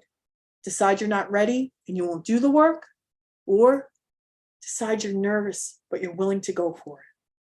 Give yourself the gift of a decision tonight. Honor yourself and your child right now. If fears or worry are dominating you day and night, then join us. If there's something in you that identifies with what I've taught you today and it makes sense, take the leap of faith and join us. Saying yes will have you and your baby moving forward today. Now listen, let's talk about those pillars of success. These are the top 3 things I had that not only have me help my baby, but helped all the babies in my masterclass. You can be your child's #1 resource, even if you think you're not technically qualified. All you need is the knowledge, the belief, and the support. And having these pillars will guarantee your child's success. Here's Angela, one of the recent graduates of the masterclass. I had such an amazing time working with Michelle and her team. Everyone has been so helpful and caring. I recommend working with Michelle and her team. I was able to get my 3-year-old autistic child potty trained in 2 months by working with Michelle and her team. Champions for Our Children has been amazing. If you have a child with autism, you should check this out. Michelle and her team have been a blessing. My daughter is 3 and she's potty training and communicating. More thanks to Michelle and all the wonderful people that work for her. This is what's possible for you guys. And that's the knowledge. Listen, if you need the 3 pillars, the knowledge, that's my lifetime access to my study vault of courses. There's not one thing my daughter hasn't taken me through the ringers to that I haven't created a course for. And I'm going to keep building that out. And you're going to have lifetime access to that. This is Jasmine. Her daughter's 5.5 years old when they entered the program for potty training. And at that point, she believed that her daughter couldn't get potty trained. And she would have very little, if any, options for desired schools or childcare centers if it continued. She started to believe something different, guys. Despite my daughter's class being specifically for children with autism, my daughter was the only child not potty trained in her class. Of course, this also becomes a confidence issue for a child as well. Thanks to Michelle and her team, my daughter is now 6 and fully potty trained. If you're struggling to potty train your special needs child, I highly recommend being a student of Michelle's program. You'll learn simple skills to help you and your child potty train and so much more. If you're willing to put in the time and effort, it's definitely worth the investment. This is Jackie and her son, Parker. This team is amazing, has helped me with Parker with a lot of different stuff. And Parker's been through the ringer. He put his mom through a lot. And he has made so much progress since she's been in the program. And I'm so glad to be a part of this team that knows what I'm going through. We parents with an autistic child, we feel alone sometimes. With a team, I don't feel alone anymore. And Parker can do anything. This is what's possible for your babies. And you get that support when you join this program. And remember, the pillars for success for you will lead to the pillars of success for your child. They will communicate. We will stop their problem behaviors and we will get them potty trained. So for tonight only, Champions for Our Children Masterclass, you're going to act now for those special bonuses. That's 1 private session with me, 1 private session with Risa, our mindset coach, 5 months in the program instead of 3, printed potty guides sent to your home, and $500 off. Heart of hearts. This is what I will do till my dying breath. I absolutely love the masterclass. I love seeing these transformations. When I started this work, I said, if I can keep 1 child out of a group home, I've done my job. And I know I've already done that more than enough times, the families that have come through the masterclass. I will not let you down if you join. Click the link in the chat box to join. And we're just going to take a quick break and then we're going to get to Q&A. All right, so now, I guess, where are you now? You and your child, now that you've joined the program. He's awesome. He is fully potty trained now. But now if you go outside, it's not in full house because we've learned to let him use the bathroom. They're doing really, really well. Both are potty trained. I'd say 95% of the time, doing really, really well. Obviously, potty training is huge. You know, just a lot of things. He's fully potty trained. We go everywhere, just in our undies. We don't have to worry about that. He honestly now is 85% potty trained. Now and then he has some accidents, but he pretty much is able to go on his own. I was scared I was going to be one of those parents that their child wasn't going to be potty trained. We did the 3-day intensive, like you suggested, and Ezra is potty trained, 100% no accidents for pee. Yes, it's very exciting to have him potty trained, and that was our goal for our school. I just want to say that within a month of being in the program, Jude was potty trained, both number 1 and number 2. He hasn't been in a pull-up for over 4 weeks. I knew in my heart that this was the place that I needed to be. Yeah, it went really well. Like again, the tips you guys gave me, all the potty stuff worked great. I joined and came to the program through the Potty Power Boot Camp and then joined the master class. We have really been moving forward, and my son has been doing much better. Everything we got the service for him in 3 months. He's potty trained, he's more verbal. He's potty trained. I take him to the potty, he pees. He has no accidents, and he loves going to the potty. There's no problematic behavior. And we're locking step, and I think because he's got the pooping down and he's very independent of the whole process. You know, I started listening to tips from Michelle, got involved in the course, and in the first couple of weeks, my son was fully potty trained. And I know you're giving some advice to help him stay dry overnight, which has been helping. And it's been wonderful for me. You and your team help pull that out. It's amazing.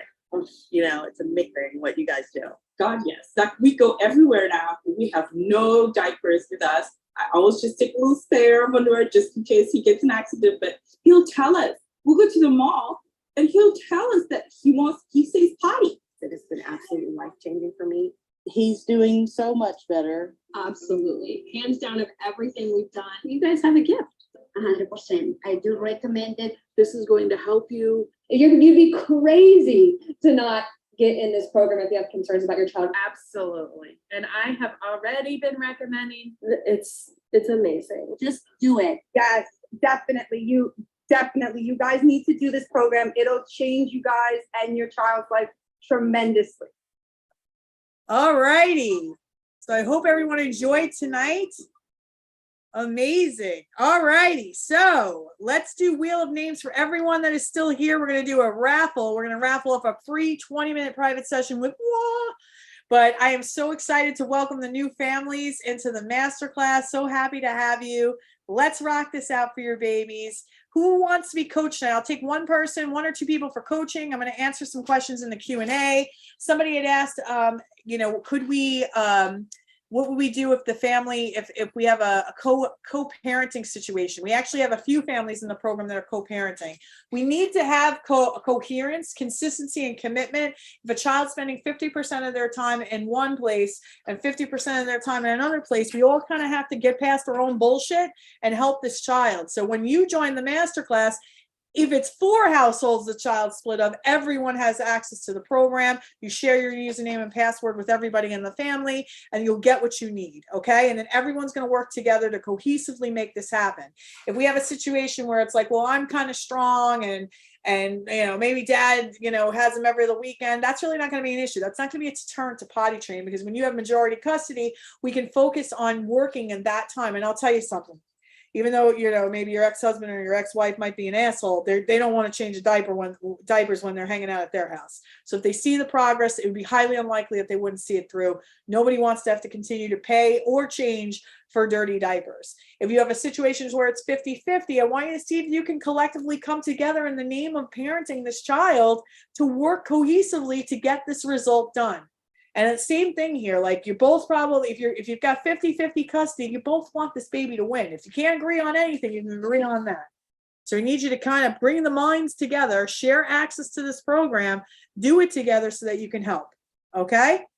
All right, let's see. Jen, are you ready to do Wheel of Names? Yes. Jen, are you there? Any questions? Please put it in the chat.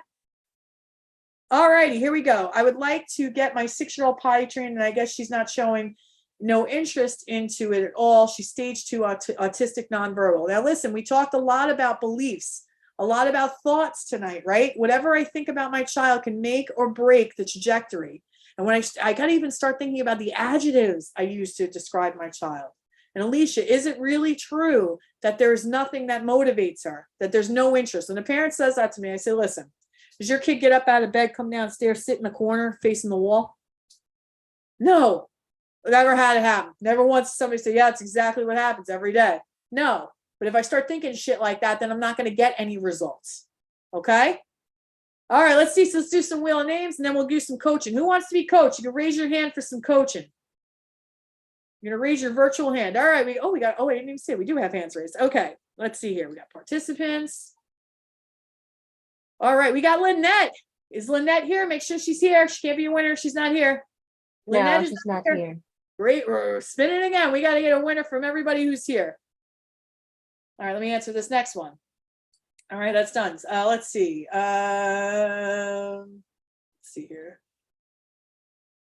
All right, what if you're a grandparent, babysit daily, but they don't follow through at home? Would you tell me to invest in the program? Yeah, I would. And the reason why I say that is that you have enough time. If you're babysitting this baby 5 days a week in your care, you could be getting this done. And if you do it, sometimes I'll tell you, a lot of my parents, Alicia, is she here? Let's make sure she's there. Alicia Hells is here. She's going to win. Alicia, you're going to email Michelle at michellebrodgers.com. You have won a free private session with moi. So reach out to me and we'll schedule that up. Well, let me tell you something. If you're a grandparent and you're interested in this, a lot of my enthusiastic parents found my program because of an enthusiastic grandparent. And if you're a grandparent that has custody or that's taking full-time care of this baby, yes, my program will help you. In fact, you will be amongst a community of many grandparents, and I even have a great grandma who has custody of their great grandchild. Okay, all righty. Let's start with some coaching for Jennifer Waters. Make sure that your camera is on. You're in a quiet place, and you have good internet and good audio. I'm going to promote you to panelists. Your screen's going to flash, and you're going to come on. Jennifer. All right, I answered that one. A recording will be available until Sunday. The recording, I believe, will be out tomorrow. Jennifer, are you there? Just got to unmute yourself. I'm here. All righty, Jennifer. So how was tonight? Was tonight helpful? It was. Okay, well then let's see if we can help you some more. Why don't you tell me about your baby?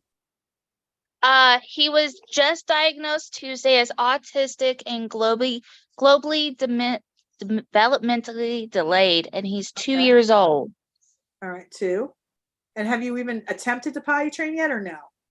Not yet, but he has started showing signs.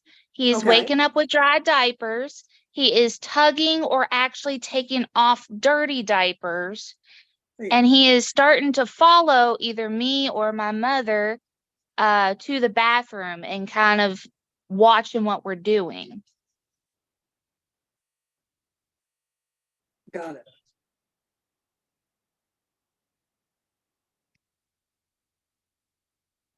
Okay.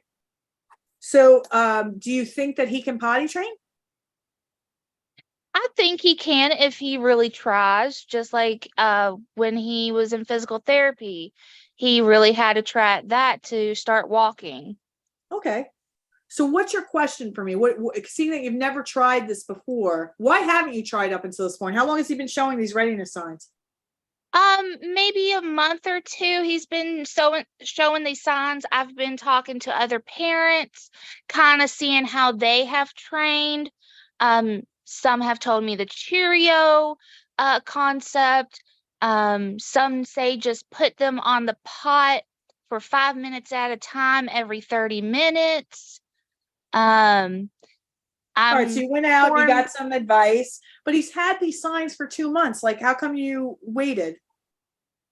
Only because I just don't know where to start. So I've just kind of been gathering different advice, and I want to start soon.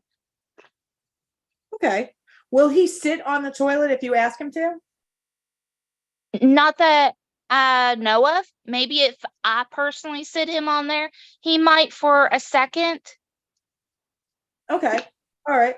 So what we want to do here with him, because you're brand new to this, is that you want to focus on getting instructional control with him. So I would just start you very simply at getting him to sit. And you want to figure out, like, when I say get him to sit, you got to get him to sit neutrally. So that means it's going to be, you want to ultimately get them to 3 to 5 minutes anytime you ask them, and don't worry about elimination. Right now, it's just getting the reps of being comfortable sitting. So right now, if you have him sit, what I do is I start at a time that I know he can do. And then I set an audible, visible timer. And as long as he stays until the timer goes off, and I start with a time I know it's going to be easy for him, like 30 seconds, then I'm going to give him a little reward for sitting. So first he sits, and when the timer goes off, he gets a reward. And each time I practice this, I bring up the time every like 5 seconds. And that's how we get ready for the potty training. So that's probably where I'd start if I were you. All right, I can do that because he is very food and toy motivated. There we go. If he's food and toy motivated, we got an excellent candidate for potty training. By the way, all children are excellent candidates for potty training, but out of the gate, the belief is there because you know that there are things that will motivate him. So it's always a good sign. Okay? Since he is nonverbal, is there certain cues I can look for? Well, that's an interesting comment. So let me ask you this. He's been showing potty readiness signs for 2 months now. Do you think one of the reasons that you didn't start is because he doesn't have language? Part of it, yes, because I guess not learned yet his cues or his mannerism of when he needs to go. Yeah, got it. How are you going to learn that? Honestly, I don't know. How would anybody learn that? If, let's say, I dropped a baby at your house and he was 2 years old and he was neurotypical, let's not even say he was on the spectrum, and he needed to potty train. How would you see, and he only had a couple of words, how would you teach him how to potty train? How would you catch those little nuances that you're talking about? Maybe if I see him pulling at his diaper, maybe walk him to the potty and be like, let's go potty, or let's go sit on the potty. Okay. And all right. And then how would that be different than training your son? I guess none, really. Right? But your brain is making it sound like it's going to be more difficult because he doesn't talk. Okay. I see what you're going with. Yeah. As long as I think things like that, he's showing signs for 2 months now, but you haven't taken action. I asked you why you didn't take action.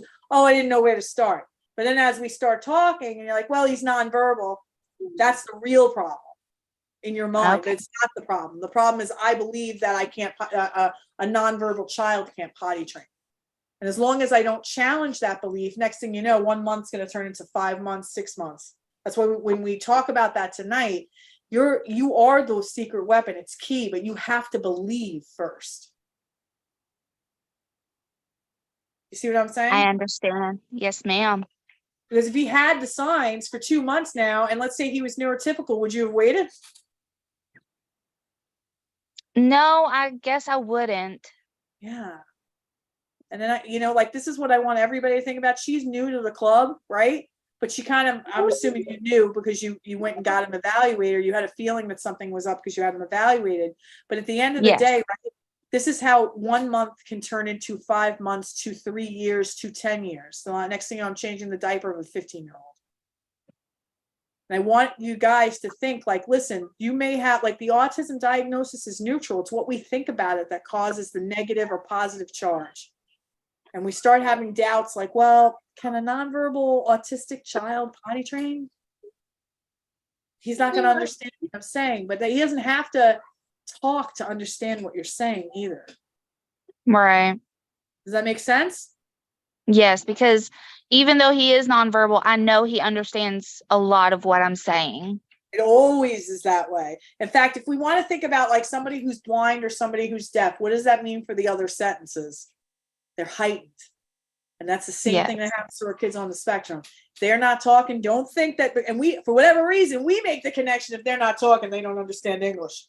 And then we say, well, and then I had talked to a father today who was hysterical. He's like, well, sometimes he follows my directions and sometimes he does. And so I'm thinking there's a comprehension problem. Like, no, we got what we call a child selective hearing problem, right? Yes. So I can't be half pregnant.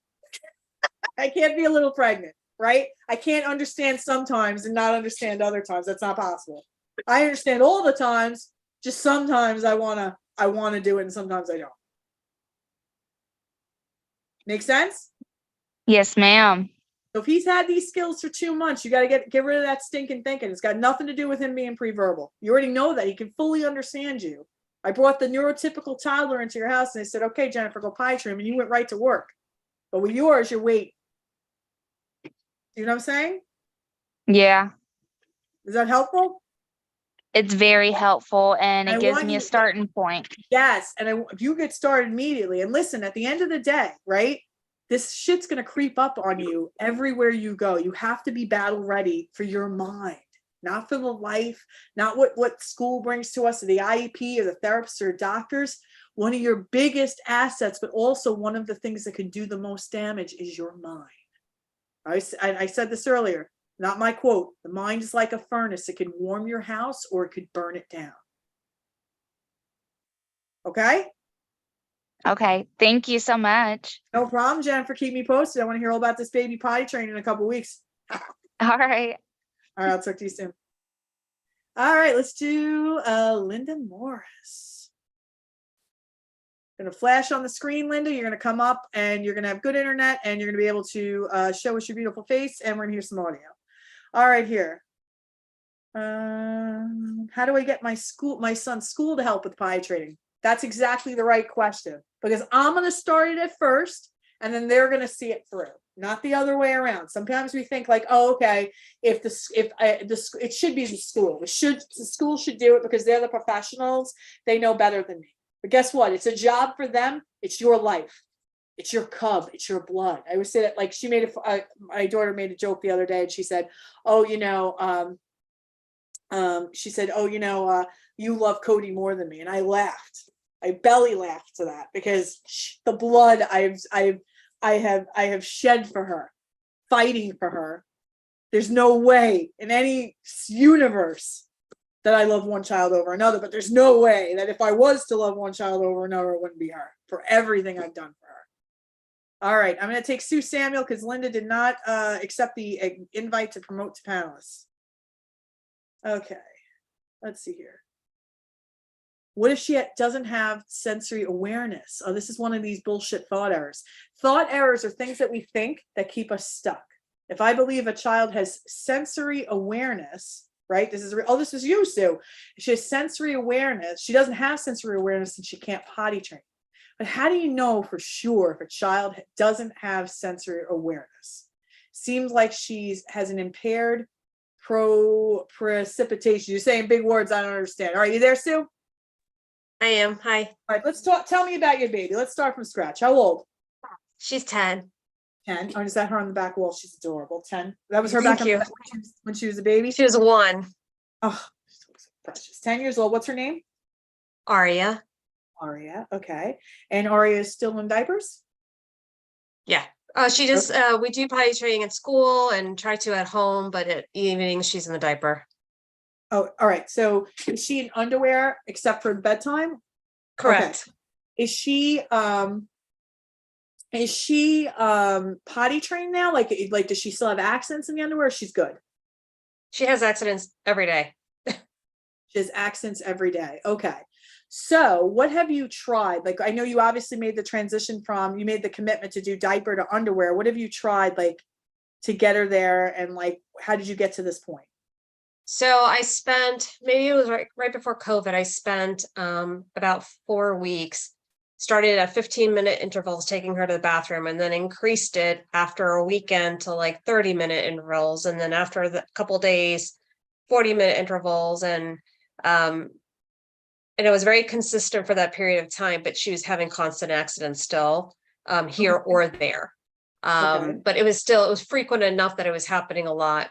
And COVID happened, and unfortunately, I worked from home at that point. Everybody did, and life happened, and I just couldn't get to her fast enough between meetings and stuff. So it took a backstep approach. And now we're back on it again in the last year, let's say. The school has been very good about working with us and getting her, making sure she's in an underwear all day and going to potty regularly. regularly means every 45 to 1 hour, 45 minutes to 1 hour. She hasn't had any accidents so far for this school year, but it's only been, 3 At weeks. school, right? At school? At school. At school, she Girl, has not alright. had any accidents at all. She's eliminating on the toilet. I'm sorry, no. So is she's just holding it all day? Is that what's happening at school? She's peeing at school. Sorry, I thought Okay. poop. Number 2, she's not alright. going at school. Okay, all right. She's one of those shit break kids that doesn't go at school. I get it. My kids are like that too. Okay, so but for pee though, they're taking her at set intervals, and she's actually going when she needs to go, and she's staying dry. Correct. Okay, so then the accidents happen when she gets home. Correct. Okay, so tell me what happens. So I'll take her as soon as she gets home from school. She fights me 90% of the time. She's not motivated by food or anything else except for her iPad. And so I take away her iPad with us when we go to the potty. Sometimes she fights me, sometimes she sits there. And today, like, she sat there, she was fine. I set the timer for 50 minutes, sorry. And something had me buzzing in my head. So I ran upstairs and she was pooping in her underwear. Where? 30 minutes later, in my bedroom, always in my bedroom, in the corner of my bedroom, always. Must be a nice place to go, I guess. All right, so poop. Yeah, no, and for a period of time, and this has happened 2 times in separate years, but it's a period of time. So we're going on months now. She'll reach into her poop and like smear it all over my floor. Thankfully, I have hardwood floors, so I can clean it up, but it has not been a fun experience. No, definitely not. So when she smears, when you catch her smearing, is she like playing with it, or is she just trying to get it out of her drawers and it's on her hands and she's... I literally have never caught her in the motion of doing it. I always find her right after she's done it. So I don't know how long the time delay has been. But I just happened to catch her today because she was in motion. Because I was like, something was bothering me in my head. I was like, the timer was set for 50 minutes and I went upstairs around 25 minutes later instead of waiting for the full 50. And I'm like, I had a feeling. So I ran up there and I'm like, I feel something's going to go on. And so she was pooping, sure enough. And I caught her mid motion, put her on the toilet right away. And she waited. She rarely goes on the toilet. Number 2. But today she actually, about 10 minutes later, as she was sitting on the toilet, did finish the process.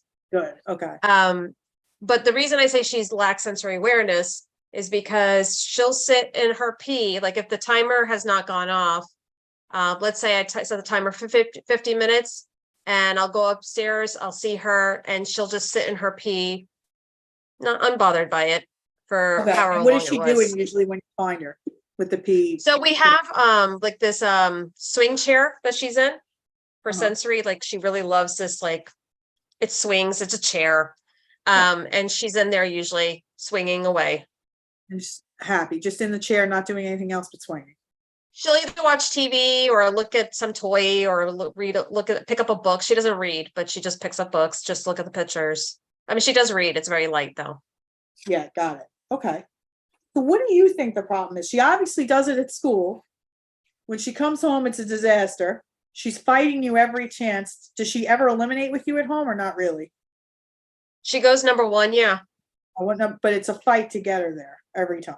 Oh, normally. Sometimes lately it's been a little bit better.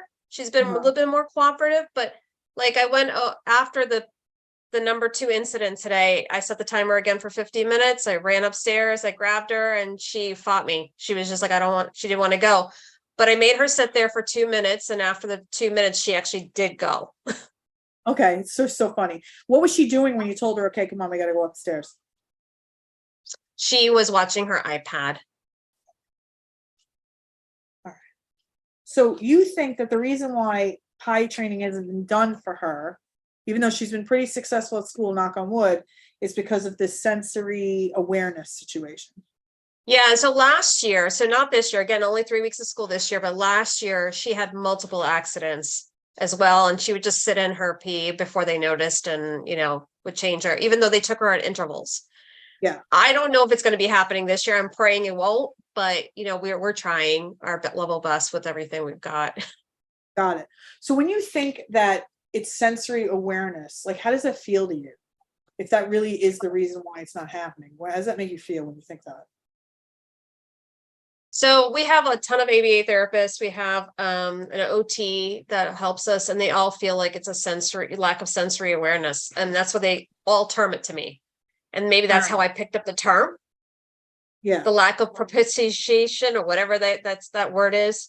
And I think that's how I've kind of internalized it now. Like, she just doesn't care. We have ABA therapy for her 4 times a week, and they work on potty, and she'll have an accident just sitting there working on an activity with them.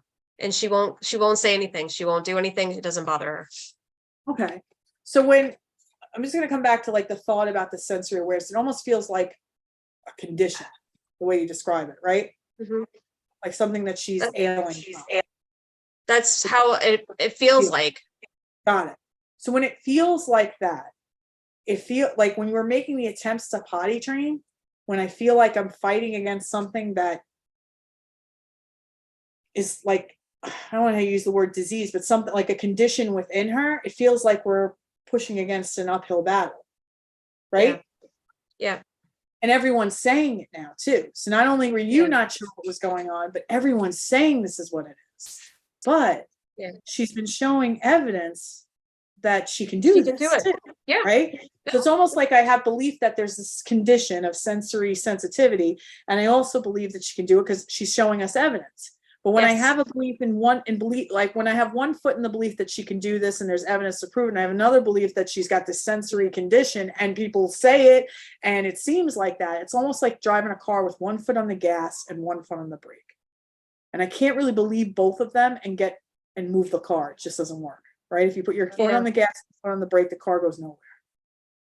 So what I want to challenge, and I know this is so interesting because other people are saying this, but even if it were true, there's 2 things to me. Even if it were true, which I'm not sure it is, it's not helpful for you to think it.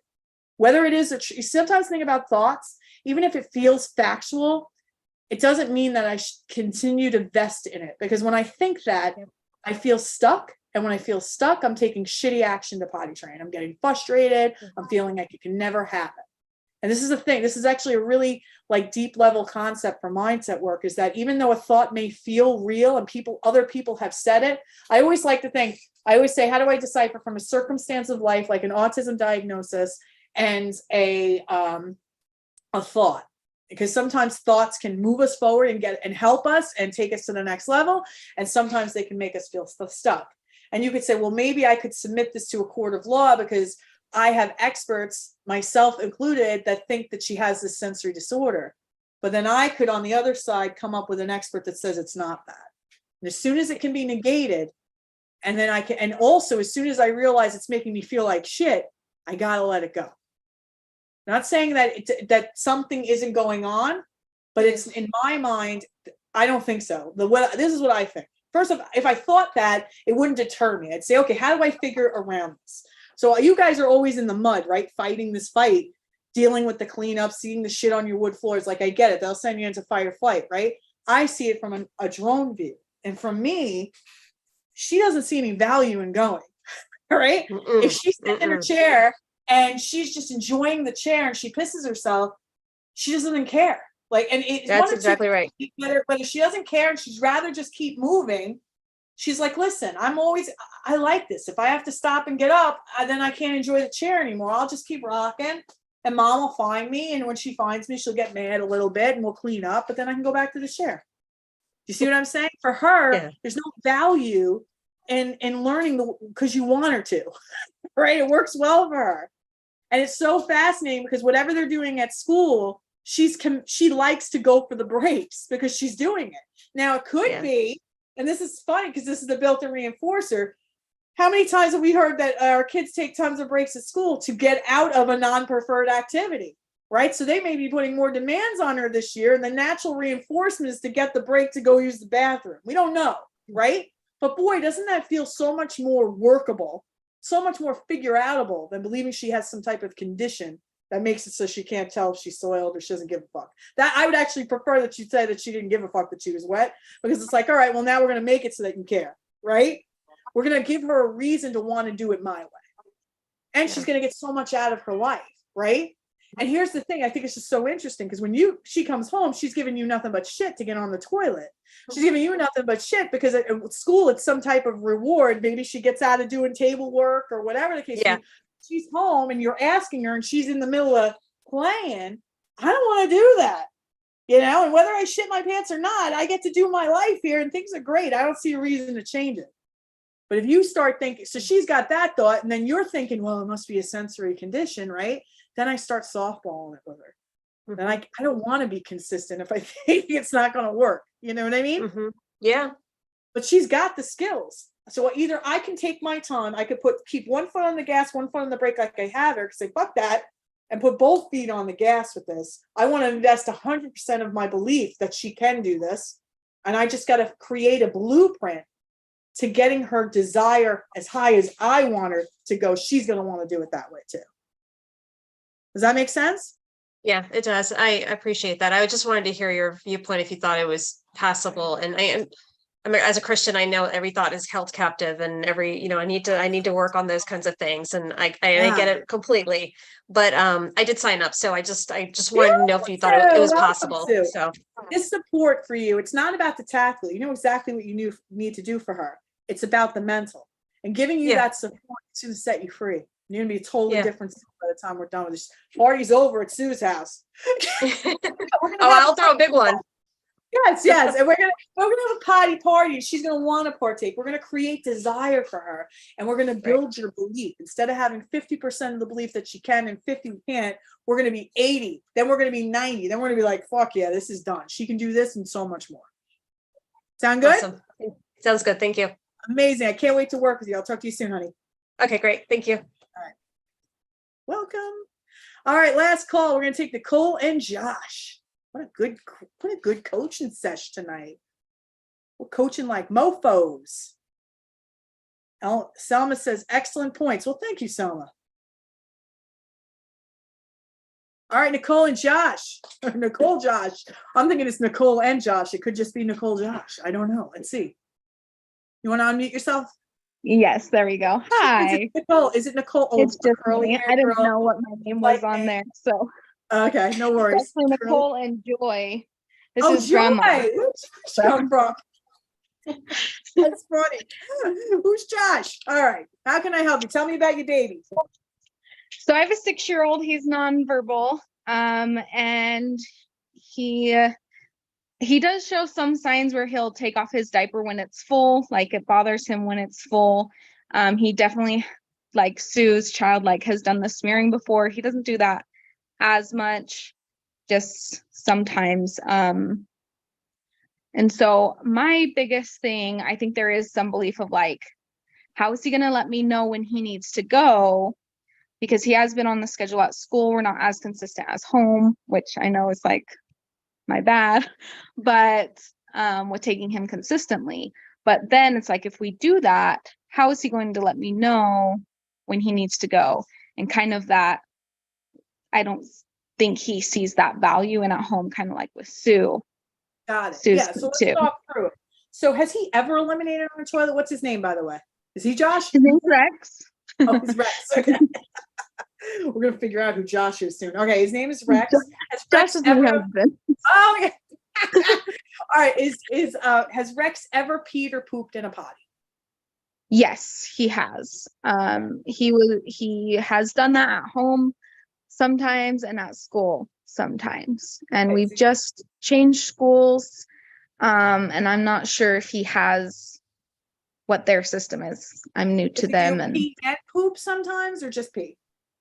Mostly pee. He has pooped before too in the potty. Okay. But I don't think it's not as much. So is he still in a pull-up? Yeah, we do pull-ups and diapers at night and during the day. Got it. All right. So what, obviously he knows what he's supposed to do. He's had some reps with it. He knows that's where he's supposed to go. Why do you think he's not going? I just think that I kind of kind of like that. I'm really curious about that value portion of it. How do I make it valuable to him? Do you think that it's I because he doesn't do it and because it's not like valuable?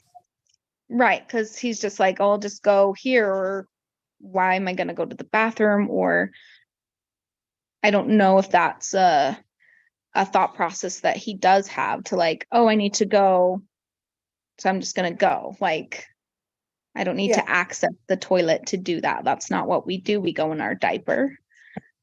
I'm guessing. Okay. Let me just we're gonna put a pin in this, and let me go over to, because you said he's pre-verbal, correct? Yeah, Okay. Does he make sounds? he does. Yeah. Does he ever He say does words? some vocal stems. He doesn't. Yeah, The he vocal stems, are they just sounds, or are they actual like scripting? just sounds. Sounds. Got it. How does he tell you what he wants? A lot of times it's just the drag Oh, to hand leads you to hand it. to drag. Yeah. And there's probably some things you set up in the house that he can just get on his own, right? Right. Like he scavenges for food. So he'll find food. He'll either bring it to me or just bite through the wrapper. Or Oh, well, there you go. if he All right. really Well, that'll wants do it. some, yeah, pretty he wants to go resourceful. outside, he'll drag me to the door. So Have they put in place at school any type of system for him to communicate, like sign language, PECS, or an AAC? we just got an AAC this summer, so he's working on that, and we have been teaching him signs too. He mostly only does signs or the AAC modeling. Like he'll do it back to us, but you need to model for him to do it. Prompting, I've got it. Yeah, prompting, model. And how long have you been at that phase with it? A while. Yeah. And it kind of comes and goes, because I feel like before he was doing like open pleas and more pleas pretty like consistently, signing independently, but has kind of just like, I don't want to do that anymore. Like I've learned that I don't need to do that anymore. Like, why do you think this hasn't progressed? Like, why do you think he's not communicating functionally with his AAC device or his sign language with you right now? I don't know. I think with the AAC, it's newer, and not knowing that as well. His signing, yeah, I don't know. So in my program, we do a lot of mindset work. And when I try to like problem solve with you as to why something isn't happening and you think I don't know, I literally visualize a brick wall going up in your brain, and the brain stops thinking. And behind the wall are all the reasons why he might not be progressing with his communication. So now that I kind of explain that out to you, what's the first thing that comes to your mind as to why he's not using his signs or his AAC device to communicate? Doesn't have an interest in doing that, wants it to be done faster instead of doing the work to do that. And if that's it, and you knew that if you made him do this, he would be communicating more, then why don't you make him do this? He gets frustrated if we do it for a long period of time. Then it's like, I'm just frustrated. I just want this thing. Why won't you just do it for me? Like when I give him a fruit snack, each fruit little piece I give him, I try to make him do the sign before he does it or before he gets it. And then sometimes like, he's like, well, that's not worth it to me. So it's not as like, I know he really wants it. So he walks away, or does he start crying? He'll walk away, or he'll get frustrated and try to grab it, or. And then what happens? Well, I don't let him have it. I'll either do hand over hand to make him do the sign, or, he'll do kind of like an approximation of vocalization, then I'll give it to him. But he'll either walk away and then he'll come back and we'll try again. Mm-hmm. Would it be fair to assume that there are times that he doesn't have to, that he could just get the thing? Yes. Okay. So let me tell you what the problem is here, right? So let's start with the potty training, okay? I think you know what's coming. So with the potty training, you have it half right, because you've watched me coach the other mom, like, oh yeah, he doesn't have a desire to go. He doesn't have a desire to go because it's optional to potty train in your home. As long as he can shit and piss in a diaper, then why will he ever go anywhere else? You see what I'm Right. saying? As far as So he's what do concerned, you- it works for me. So why would I ever, she doesn't take me out of it. I can eliminate in it. She cleans it up. I can go on my merry way. I don't see a reason to do it where she wants me to do it. But you think it's because he's not verbal that he can't do this. Or how am I going to convey to a nonverbal child that I need to be able to tell him, he needs to be able to tell me when he has to go. But here's the thing, when I'm potty training, if you looked at that list that I talked about earlier, that was like down at the bottom. The first thing that has to happen is he needs to know that pee and poop goes here. That's probably the biggest hump in all of potty training. Oh, you want pee and poop to go here. But guess what? You're already over that hump. He knows it's supposed to go there. The next thing that happens is I've got to be consistent and committed.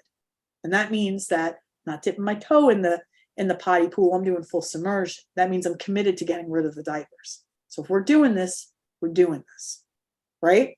So just I did miss the first half of your thing where you're probably talking. No worries. No worries. Training. So here's the thing, right? As long as there's diapers on the table, he's going to use them. And no doubt, right?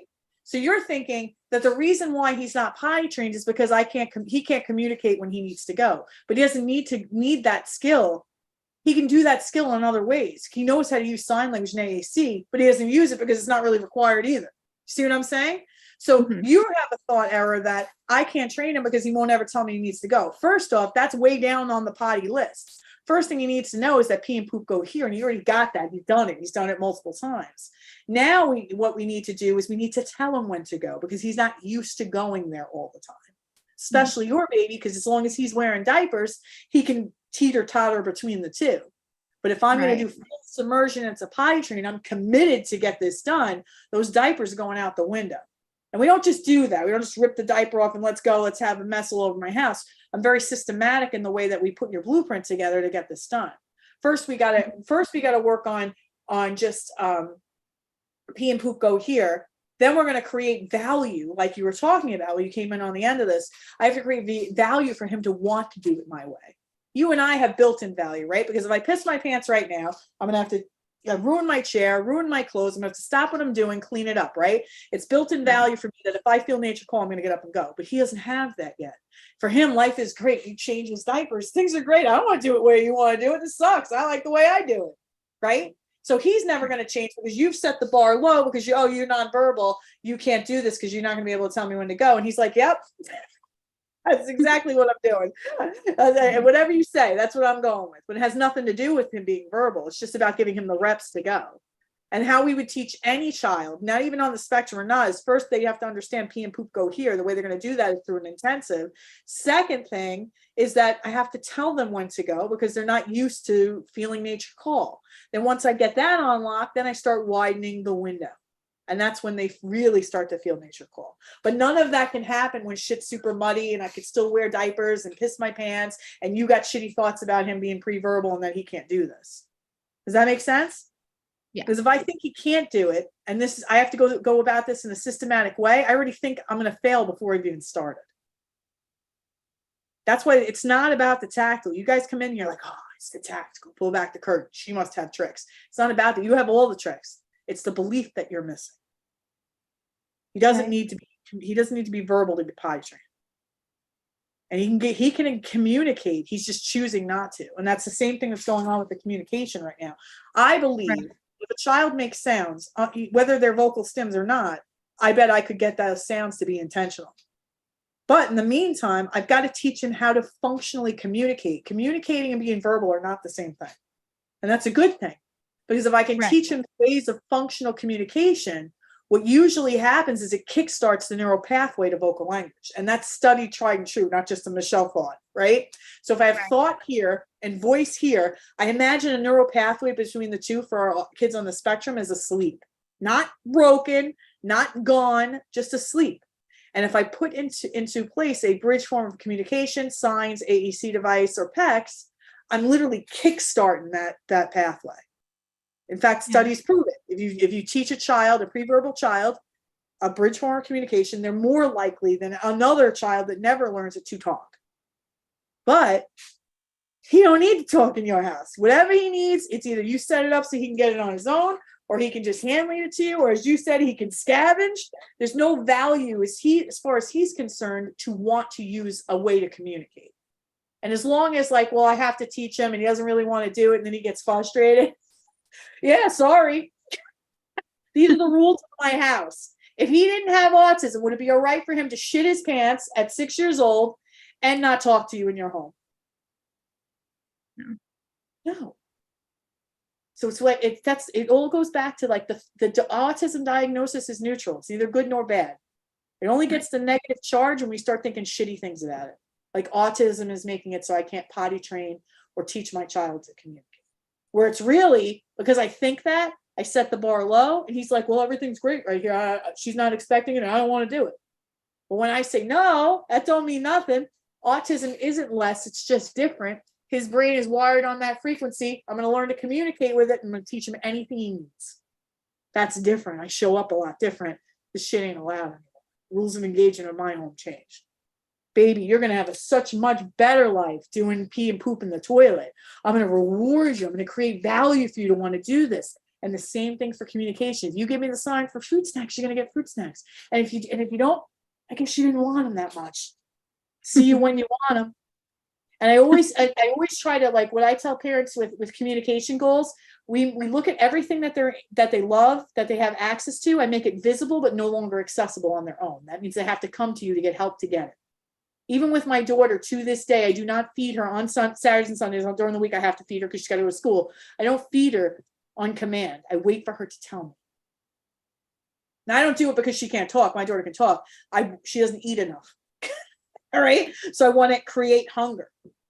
So if I wait to feed her, if I feed her when I think she should eat, she's going to eat half the sandwich. But if I wait, she's going to be ravenous. She'll eat 2 sandwiches. See what I'm saying? So it's the same thing here. If you want that fruit snack bad enough, you're going to do whatever it takes to get it. But I've got to be willing to stick it out and believe that you're capable of doing this. Otherwise, I won't be able to do it. I'm going to feel bad for you when you cry. Because you got autism, and autism makes it so that you can't communicate. Does that make sense? Yeah. If I want a different life with him, I've got to start thinking better things about him. You know that he's capable of doing it. He's done it. Both potty trained and communicate through a sign or through AAC. He's just choosing not to. And then you're having thoughts about him not doing it. And it's just creating more, like you're living in a crazy 8 with this. Yeah. How's that feel? Yeah, it just is like hard, I guess, to like, how can I put those things in practice, right? Like, first, I got to believe that I'm the gatekeeper to the progress. And then if I want a different life for him, I've got to start thinking different, better things about him and myself. That's number 1. Then we just systematically hit each one, right? We look at the pie train and say, how could I make him want to do this? Right. 100% of the time, not just when he feels like it. Right. And like that's what I love about my programs. We're going to take you every step of the way. You're not doing this alone anymore. We're going to be systematic about it. We're going to keep trying things. Listen, I've had parents who I've tried everything. No, you haven't. I work with thousands of families and thousands of kids. I can't even say I've tried everything. That's a dead end thought, because when they say that I've tried everything, there's nothing left to try. Right? But if I think, listen, this lady seems pretty confident. I never worked with somebody doing this before. Maybe this will be different. All you need is just a little seed of belief, and then I'll blow that shit right into a fire. There's no way that this can't happen. He's 6 years old. He's totally got it. He's just playing. He's like Boy King over there. Yeah. Right? For sure. So it's just being systematic. We're going to come up with a systematic blueprint to get him potty trained, systematic blueprint to get him communicating. We don't stop until we get it. If I'm in the identity of a mother who always gets what she comes for, like I was, you might have missed this. I said this in the beginning when Juliana was diagnosed. As soon as the doctor left, I came into my office. I started Google searching everything to find a cure, right? For her autism. How many of us have done that, right? Looking for the cure. And then I remember saying, my mother-in-law came in the room and I'm crying. She's like, you're going to be all right? And I'm like, no, I'm not all right. But I tell you one thing, I don't know shit about autism. I don't know how to solve for this. I've never had to deal with anything like this in my life. She was my firstborn. She couldn't have a better mother. I'm going to figure this out. That's just all you need to feel, Nicole. Yeah. Is this helpful? I like that. Yeah, for sure. I think just setting, yes, trying to set some of those things in place, not having access and trying to get the value up for going potty. Awesome.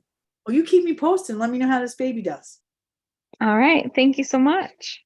All right, I'll talk to you soon. Thank All you. right, everybody, that's a wrap for tonight. This was such a pleasure to speak with you all. Listen, this is my heart of hearts. This is my work, my life's work is the masterclass. If you're struggling with potty training, you're struggling with communication, you're struggling with problem behaviors, I know you've all tried stuff that you've tried in the past and it didn't work. That doesn't mean that this is like that too. In fact, it's not. And everything you've tried has led you to this webinar tonight. If anything I've said to you resonates, join me. If you're a little hesitant on the fence, you're scared, but you know things have to change if you want a different life, join me. I will get you and your baby on a path to progress immediately. And I do not stop. I will have your hand the entire way. Your baby becomes my baby when you're in this program. You couldn't be in a better place than my masterclass. All right, everybody. I hope this was helpful tonight. Bye, everyone.